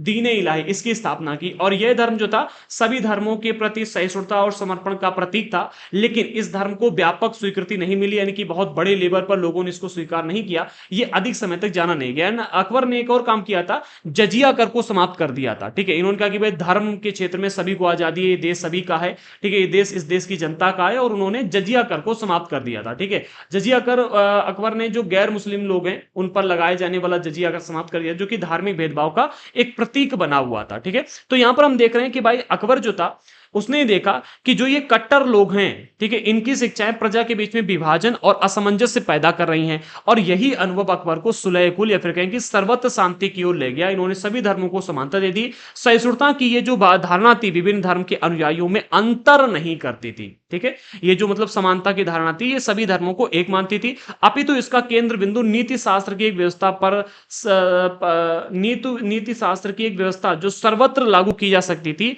और जिसमें केवल सच्चाई, न्याय और शांति पर बल था, इस नीति शास्त्र की व्यवस्था पर आधारित थी कि भाई सभी लोग जो है समान माने जाएंगे। आगे अबुल फजल ने सुलह कुल के विचार पर आधारित शासन दृष्टि बनाने में अकबर की मदद की, और शासन में अकबर की मदद की। शासन के इसी सिद्धांत को जहांगीर और शाहजहां ने भी आगे चल करके अपनाया।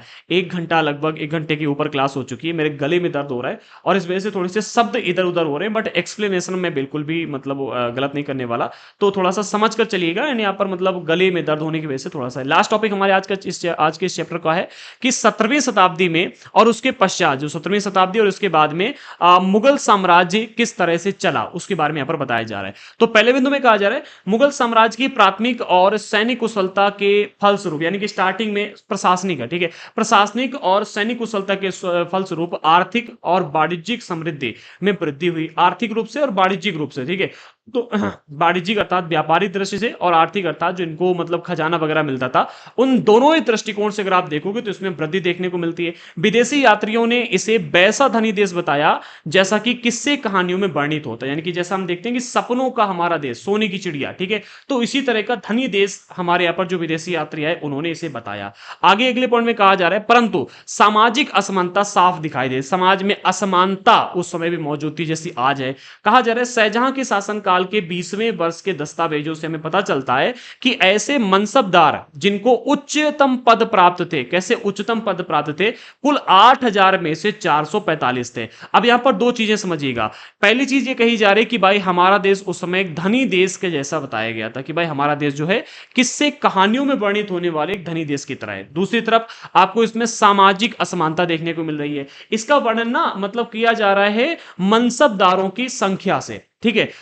शाहजहां के शासनकाल में कुल 8000 मनसबदार थे, और इन 8000 मनसबदारों में से 5.6% अर्थात 445 मनसबदार ऐसे थे जिनको साम्राज्य के अनुमानित राजस्व का 61.5% प्राप्त होता था। समझो, 5.6% लोग हैं 8000 में से जिनको 61.5% कर प्राप्त हो रहा है पूरे साम्राज्य के अनुमानित राजस्व का, ठीक है। आगे कहा जा रहा है स्वयं उनके व उनके सवारों के वेतन के रूप में ये उन्हें दिया जाता था। अब इसको हम थोड़ा सा आंकड़ा लगाएं तो 8000 में से अगर आप 445 घटा दोगे तो संख्या निकल के आएगी आपकी 7655। 7655 लोग जो थे उनको मात्र 39.5% राजस्व प्राप्त होता था। कितनी संख्या? 7655 लोगों को, और 445 लोग ऐसे थे जिनको 61.5% कर प्राप्त होता था। यानी कि कितने बड़े लेवल पर यहां पर आप देख सकते हो सामाजिक असमानता है जो कि देखने को मिल रही है, ठीक है। और ये जो मतलब कर प्राप्त होता था, ठीक है, जो राजस्व प्राप्त होता था, इस राजस्व का उपयोग ये लोग किस लिए करते थे? अपने और अपने सवार था जो घुड़सवार थे इनको वेतन देने के लिए, ठीक है। आगे बढ़ते हैं।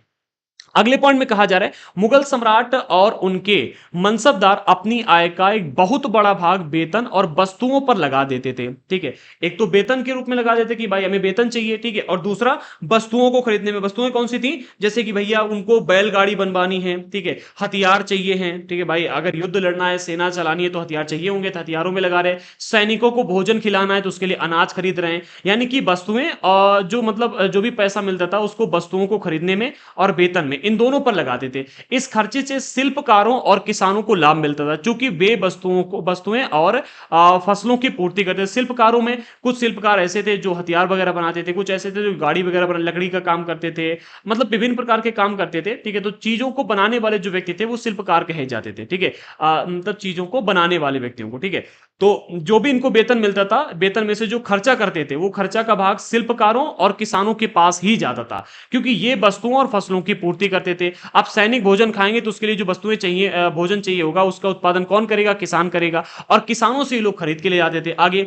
परंतु राजस्व का भार इतना अधिक था कि प्राथमिक उत्पादक अर्थात किसान और शिल्पकार, प्राथमिक उत्पादक उसे कहते हैं जो कच्चा माल बनाता है, ठीक है, जो प्रथम उत्पाद करता है, ठीक है, प्रथम उत्पाद करता है, सबसे पहले जिस चीज का उत्पादन, गेहूं का उत्पादन किसान ने किया, ठीक है, और गेहूं से आपने अलग अलग प्रोडक्ट बनाए, तो प्रथम उत्पादक कौन है गेहूं का, या प्राथमिक उत्पादक कौन है, वो है किसान, ठीक है, कच्चा माल उत्पन्न कर रहा है, ठीक है। तो किसान और शिल्पकारों के पास निवेश के लिए बहुत कम धन बच पाता था। इसके अलावा यह भी कहा जा रहा है कि इनमें से जो किसान बहुत गरीब थे वो मुश्किल से अपना पेट भर पाते थे। ये तो बात थी कि भाई ये मतलब अपने आय का एक बहुत बड़ा भाग वस्तुओं पर लगा देते थे, लेकिन इसका फायदा कौन उठाता था, ऐसी अर्थव्यवस्था में ज्यादा धनी किसान, शिल्पकारों के जो समूह थे, व्यापारी जो थे, महाजन लोग जो थे, ये लोग इसका फायदा उठाते थे, ठीक है। महाजन वर्ग के व्यक्ति हो गए, व्यापारी लोग हो गए, शिल्पकारों के समूह जो समूह में काम कर रहे हैं, ठीक है, वो ज्यादा उत्पादन करते थे और मतलब सरकार को ज्यादा चीजें बेचते थे, सरकार एक साम्राज्य को, और ये ज्यादा मतलब इससे पैसा कमाते थे। जो मतलब गरीब किसान थे